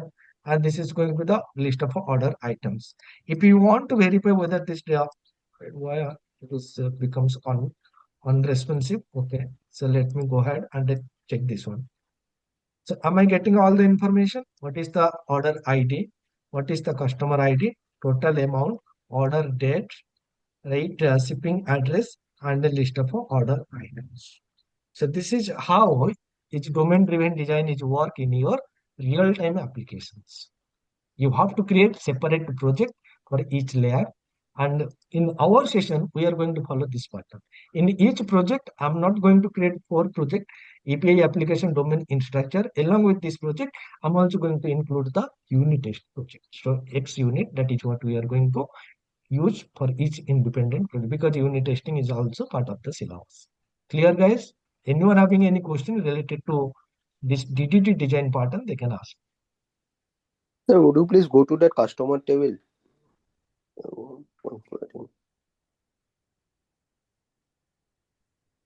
Yes. Yes, sir. In the customer table, that address is not defined. What is this? Okay. So what I'm saying, so here, whatever the owned entity means, Own those entity. are not going to exist. Those columns are going to be part of your main entity. And here you can say, this is my order table. In order entity, I have not defined this thing, right? But they are coming as part of this order entity because of the value object. Value object. Okay, sir. Pranay, we have defined order ID and product ID as a composite primary key, Yes. but here we are getting two different columns with order ID and product ID. So first of all, I hope your right basic concept related to SQL is not clear. So what do you mean by composite column? Composite column means more than one column. So composite primary key means that a key is going to be based on multiple columns. Combination can exist, but the duplicate combination is not exist. For example, 1 and 1 can exist. 1 and 3 can exist, but you cannot have 1 and 1 one more time. That is the meaning of a composite primary key. The combination of a duplicate is not exist. See, here 1 and 1 means it should exist only once within the order items table. 1 and 1 can never exist another time. Clear? Right, so that is the basic meaning of a composite primary key. The composite primary key doesn't mean one column is going to be there.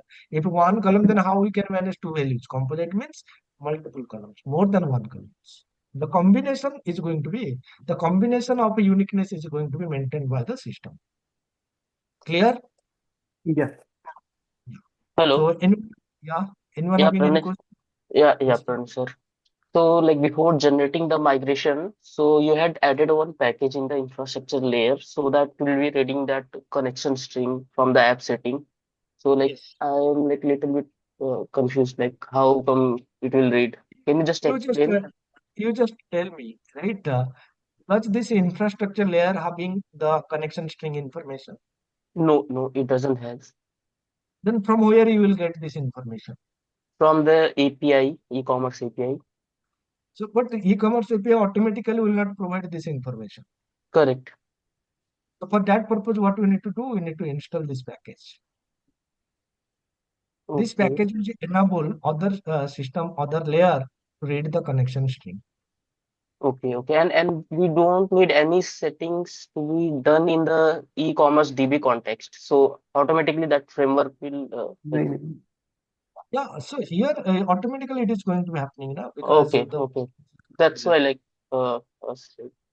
whatever the right configurations we define in the Mm-hmm. program class, you can see in the program class we are specifying for the e-commerce DB context, right? It will read the connection string from here. So this program.cs class file will be available to this infrastructure layer project with the help of Mm-hmm. in that package. So, and once it is available, so he will know for this e-commerce DB context what is the connection string. This is the Yeah. connection. From where we need to read the connection string from the configuration file. But here both are two separate projects. So how one project can read the configuration from another project? Okay, let me enable this. How? By installing this right designer package. Mm-hmm. Got it, sir. Thank you. Anyone else having any Hello. question, guys? Yes. Yeah. So in your presentation, sorry, how do you determine how the entity is known by developer and domain experts? I think you talked about developer and domain experts. You said the entity has to be known by those two people in your presentation Yes. when you started. Yes. I Yes. just Yes. wanted Yes. to understand So that. first of all, you just tell me, whenever you are developing one project, are you alone going to develop the project or there is some the domain expert is there who is going to decide what functionality needs to be implemented, what are the different module, what are the features in each module? That all these things will be decided by you or there is some domain expert like PA, business analyst, the client is there. The business analyst will discuss with the client or client will discuss with you. Something happening or directly you develop the project. No, they will determine it. They'll be the one that will determine it. Those people's right whenever they are discussing they will decide okay this is my product entity or I mean this is my product model. In the product model we are going to create one table called product, we are going to create one table called category. This product entity can have multiple right relationship with the order items. So these technical discussion are going to happening there, and those technical discussions you need to implement as it is in your project. So if they are Okay. discussing product means you have to create the entity same as a product. If they are discussing transaction means you have to create a transaction. If they are discussing payment means you have to create payment. If they are discussing, okay, so we need to reduce the quantity. Reduce quantity means that terminology they have used. And here you have to use that as a thought. Getting my point? Okay. Yeah. So Thank that you, they sir. will understand, you will understand. So you can say reduce quantity is a method. Okay, so they will understand. Yes, reduce quantity means it is going to reduce the stock quantity. So that is how you need Okay. to. And most of the time we are doing the same thing. Nowadays, no one is using the naming convention as per their requirement, right? Most of the time we are following the real world entities with naming conventions only. But yes, it is giving Okay. more priority. And any things that were going to be performed on the entities, that the definition method definitions are going to also defined by the right domain entity, right? So how, right? So they will decide reduce the right add one product. So how that product is going to be added into the database, that is your responsibility. That is not the job of the domain expert. Domain expert means product is going to be added. How and where to be defined, that is your responsibility. But how, right? I mean, what are the functionality to be defined? That is part of your domain. How? That is going to be part of your infrastructure layer. So where to Yeah. store, whether the database is SQL, MySQL, that will be decided by the infrastructure layer. But what? So that is what we have discussed yesterday. What and how? These are two different. What means you have to define in the domain layer. How means it is going to be in the infrastructure. Clear? Yeah, clear, sir. Thank you. Yeah. So with this, all our right, what I can say, uh, sessions, right, what I can say, the demo sessions are completed, right? Most of the seats are already filled. 90, more than 90 seats are already filled. If anyone wants to join these sessions from tomorrow, they have to make the payment. The payment details I have shared here. Okay, let me also share my right, what I can say, contact details in the chat window, so that you can also any queries you can also chat with me, right? I have shared the details, and if anyone join for the first time today, right, if they wants to know anything about this training program and all these things, they can ask me now.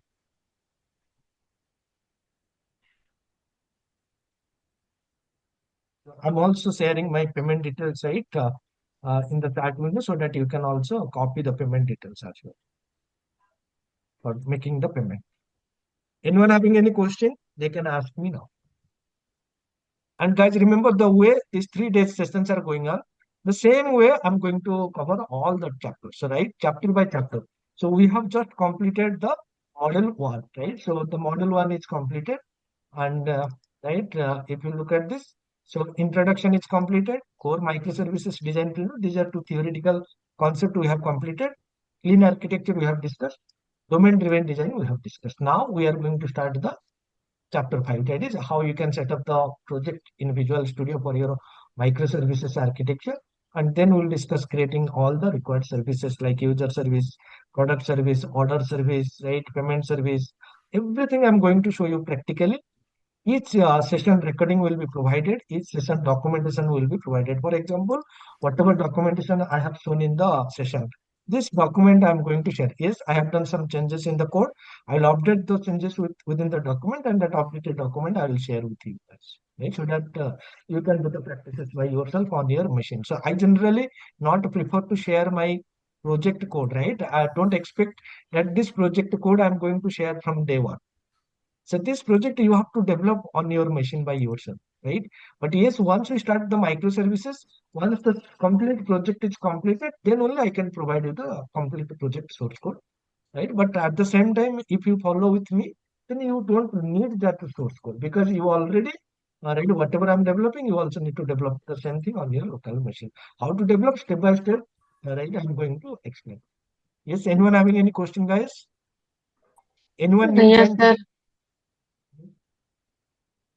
Yes, sir, I have a question. Can you open Visual Studio once, please?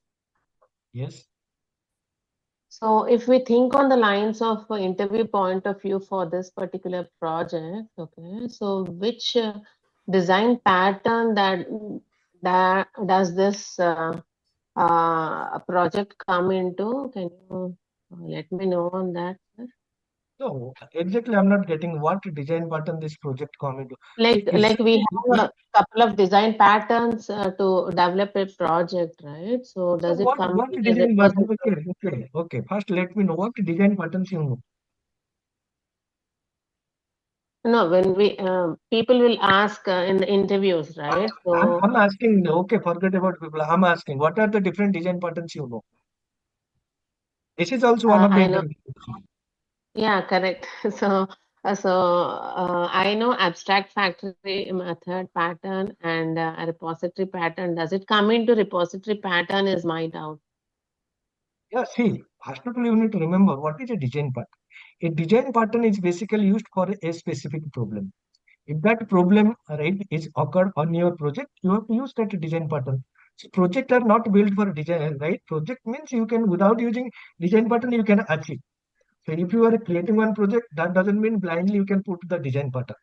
Particular design pattern solve a particular problem. If that problem arises in your project, you can use that design pattern. One project can have multiple, right, what I can say, design patterns. But here, this is different on the design pattern. What you are talking, that is different. So whatever design pattern you are talking, that might be coming right as part of your behavioral, structural, right, and creational. So mainly these are the three different design patterns. Whatever you discuss, that is three different right, what I can say, a pattern. But here this is a architectural design pattern. So here you have to remember the Django for 23 design pattern and this design pattern are completely different. This is going to define, see, MVC is a design pattern, yes or no? What does Yes. MVC, what is the use of MVC? So it is going to define architecture, how the project is going to be architect. Similarly, clean architecture, this is from architecture point of view. Domain-driven design, this is from the architecture point of view. So within this domain-driven design architecture, right, I'm using different design pattern. I'm using dependency injection. I'm using repository design pattern. Coming days, I'm going to use factory design pattern. I'm going to use a singleton design pattern. So that are going to become as part of your project, right, for a specific problem. And this design pattern, what we developed or we discussed yesterday and today, this is from architecture point of view. Getting my point? So you have to remember two things. Architecture is different and the Django for 23 design patterns are different. And this MVC, MVPP, right, and this clean architecture, this DDD, they are going to define how your project is going to be architect. What are the different components, in which component what things to be put together. And whenever you are going to write the logic for implementing the logic and specific design pattern if required, you can implement. Clear? For example, right, you want to implement payment gateway, right? Payment service is there. The user, and here you are having multiple payment options. Cash on delivery is there, UPI payment is there, online banking is there. So based on the user selected payment method, you need to decide which methods to be, I mean, which service to be executed. So that is nothing but your factory pattern, right?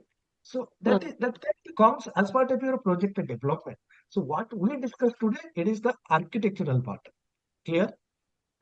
Okay, okay, okay. Anyone else having any question, guys? Sir, So that in the infrastructure layer we are having the migration, but you doing it in the API connection string. No? That sir, we are having the connection string in the API layer, but in the infrastructure we are having the migration. That connection, can you explain again, like how after adding that NuGet package it is working?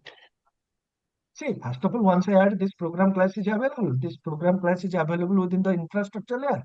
And the infrastructure layer, right, we are using this DB context. And this DB context, right, you can see this DB context, right, is registered within the, right, what I can say, program.cs class file. So this program.cs file, we are registering this one. So this program.cs class file will tell from where to get the connection string. It will read the connection string and it will do the job. What is the problem here? Like after adding that NuGet package, only like this 30 line will work, you are saying, sir? See, that the NuGet package is enable that some other application can read your configurations. Okay. That automatically, right? For that purpose, you do not need to write any specific code or something special. If you do remove that package, then no one can read your configuration. If you add, automatically that configuration will be read by the other systems, right? Okay. Right? You do not need to write anything or write or any code which will enable. Just install the package. That package will enable infrastructure layer to read the connection string and these configurations, whatever you do. Yeah. Anyone else having any question, guys? Sir, could you share these documents, all the 3 days documents for practicing purpose into the? Yes. Already I have shared this document.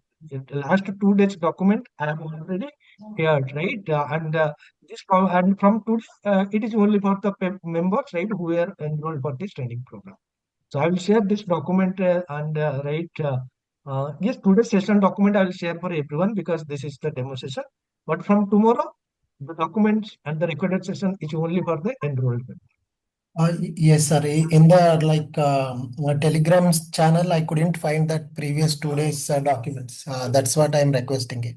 I joined in yesterday itself only into the No. So basically, Telegram means you only join the Telegram link which I shared on the email, right? Yes. Yesterday only I joined it. Yes. Okay, so in that group I have not yet uploaded. I will upload all the 3 day sessions and the document. So I'm talking about the other public Telegram group where I have uploaded these things. No, I'm the paid one. Yes, I got it. Paid one means in the paid group I have not yet uploaded because that group itself I created yesterday. And other groups are there, right? Public group description, right? In that group I have already uploaded. So I will upload all the recorded session and the documents. Don't worry. And guys, I can see many members still not yet joined the Telegram group. Please check your email. I have sent the joining email. If you have not yet received, again, message me personally. I will share the link to join.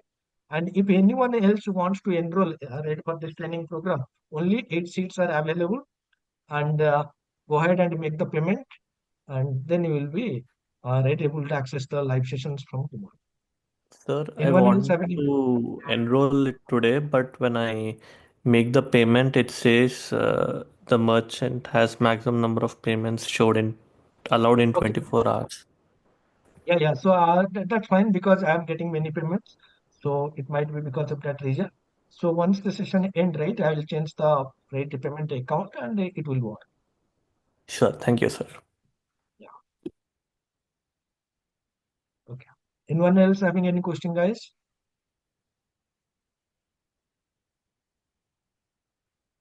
That's whatever concept we have discussed till now. Is that clear to everyone? Yeah, clear, sir. Very clear, sir. Yes. Yes, clear, sir. Thank you so much. Yeah. Okay. Anyone else having any question? Otherwise, we can stop the session. Sir, can you please share your that contact number details screen again? I have already shared in the chat. Okay. Thank you. Did you check the chat window? Okay, I will check. Check the chat window. Otherwise, this is the information. Hello. Hello. Hello, Pranay. Hello. Yes. Are you sharing one more Zoom link or this link is continuing? This is only for the demo sessions. I will share the new Zoom link today itself in the private Telegram group. Oh, okay. Okay, Right, thank all the information will be provided there, so don't worry. So all the recorded session documents, new group link, right? Everything will be shared. So that you should not have any issue related to joining the live sessions. No, thank Anyone Sir, else I have, having any? yeah, Yes. that Kafka concepts, approximately how long will it take? Like, will you be See, covering that next week or? oh, no. First of all, right, I'm not going to jump from one chapter to another chapter. The chapters I have prepared as per my experience. So whatever the list of a chapter I have provided, I will go step by step. Because until and unless the project is not developed, how I can explain Kafka? So for understanding Kafka, first of all, you need to implement that notification service, product service, right, order service. All the services are going to be implemented. Then we'll go step by step. Yeah, sure. Right? Because Sir, that microservices means without Kafka also we can do yes, that. yes, no Capital issue. using. So, Okay. but yes, Kafka, they are providing some advanced support. That things we need to understand. What is the benefit of using RabbitMQ Kafka, right? What is the Red gRPC pattern? Why we are using Oscillate Gateway, API Gateway, right? Everything is there, right? Without using Kafka also that is possible. But why using Kafka? That is what we need to learn. Clear? Okay, got it. Yeah, sure. Thank you. Next question, anyone have? Hello. Yes. Yeah, actually, I'm a .NET developer. I went through a few slides on .NET Core, and but I'm able to understand the concepts and all because I worked on a typed data set. It was a entity framework was similar to it, and most of the things I was working in Prism architecture almost 3 or 4 years back, and I was able to grasp all the concepts, but I'm not sure whether I can go for the this one training or not. I'm asking a suggestion. See, first of all, you are working as a .NET developer, right? Yeah, yeah. So you know the basic concept of ASP.NET Core Web API, including Entity Framework Core. Entity framework core, I've not learned, but I'm able to understand code first approach, database first approach. Yeah, those things I'm able to understand and grasp it. Yeah. Two things I need to explain. Right? So whatever I'm using Entity Framework Core, only this thing is not sufficient, right? Apart from this, side by side, see, whenever I'm developing any application, whatever code I'm going to write, I will explain, you will understand those code. But don't limit it to those things. Don't limit it to those things means what? Now, apart from this, many things are there in Entity Framework Code, right? Learn them side by side when you have time. If you are understanding whatever I'm explaining, you can join, no issue. And it's my responsibility, whatever code I'm going to write, I will make you understand. But that is not 100% Entity Framework Core concept, right? Entity Framework Core, I have taken, guys, how many sessions we have discussed related to Entity Framework Core in our ASP.NET Core training program? Around Yeah, 10 to some 15. 20 to 30 classes maybe. No, to 8, not 20, 30. I think it is related to 12 to 15 sessions, I hope. Let me check. Yes, around 15. Entity Framework Core. So 15 sessions. Okay. Then I have taken it. I have taken Entity Framework Core for 15 sessions, right?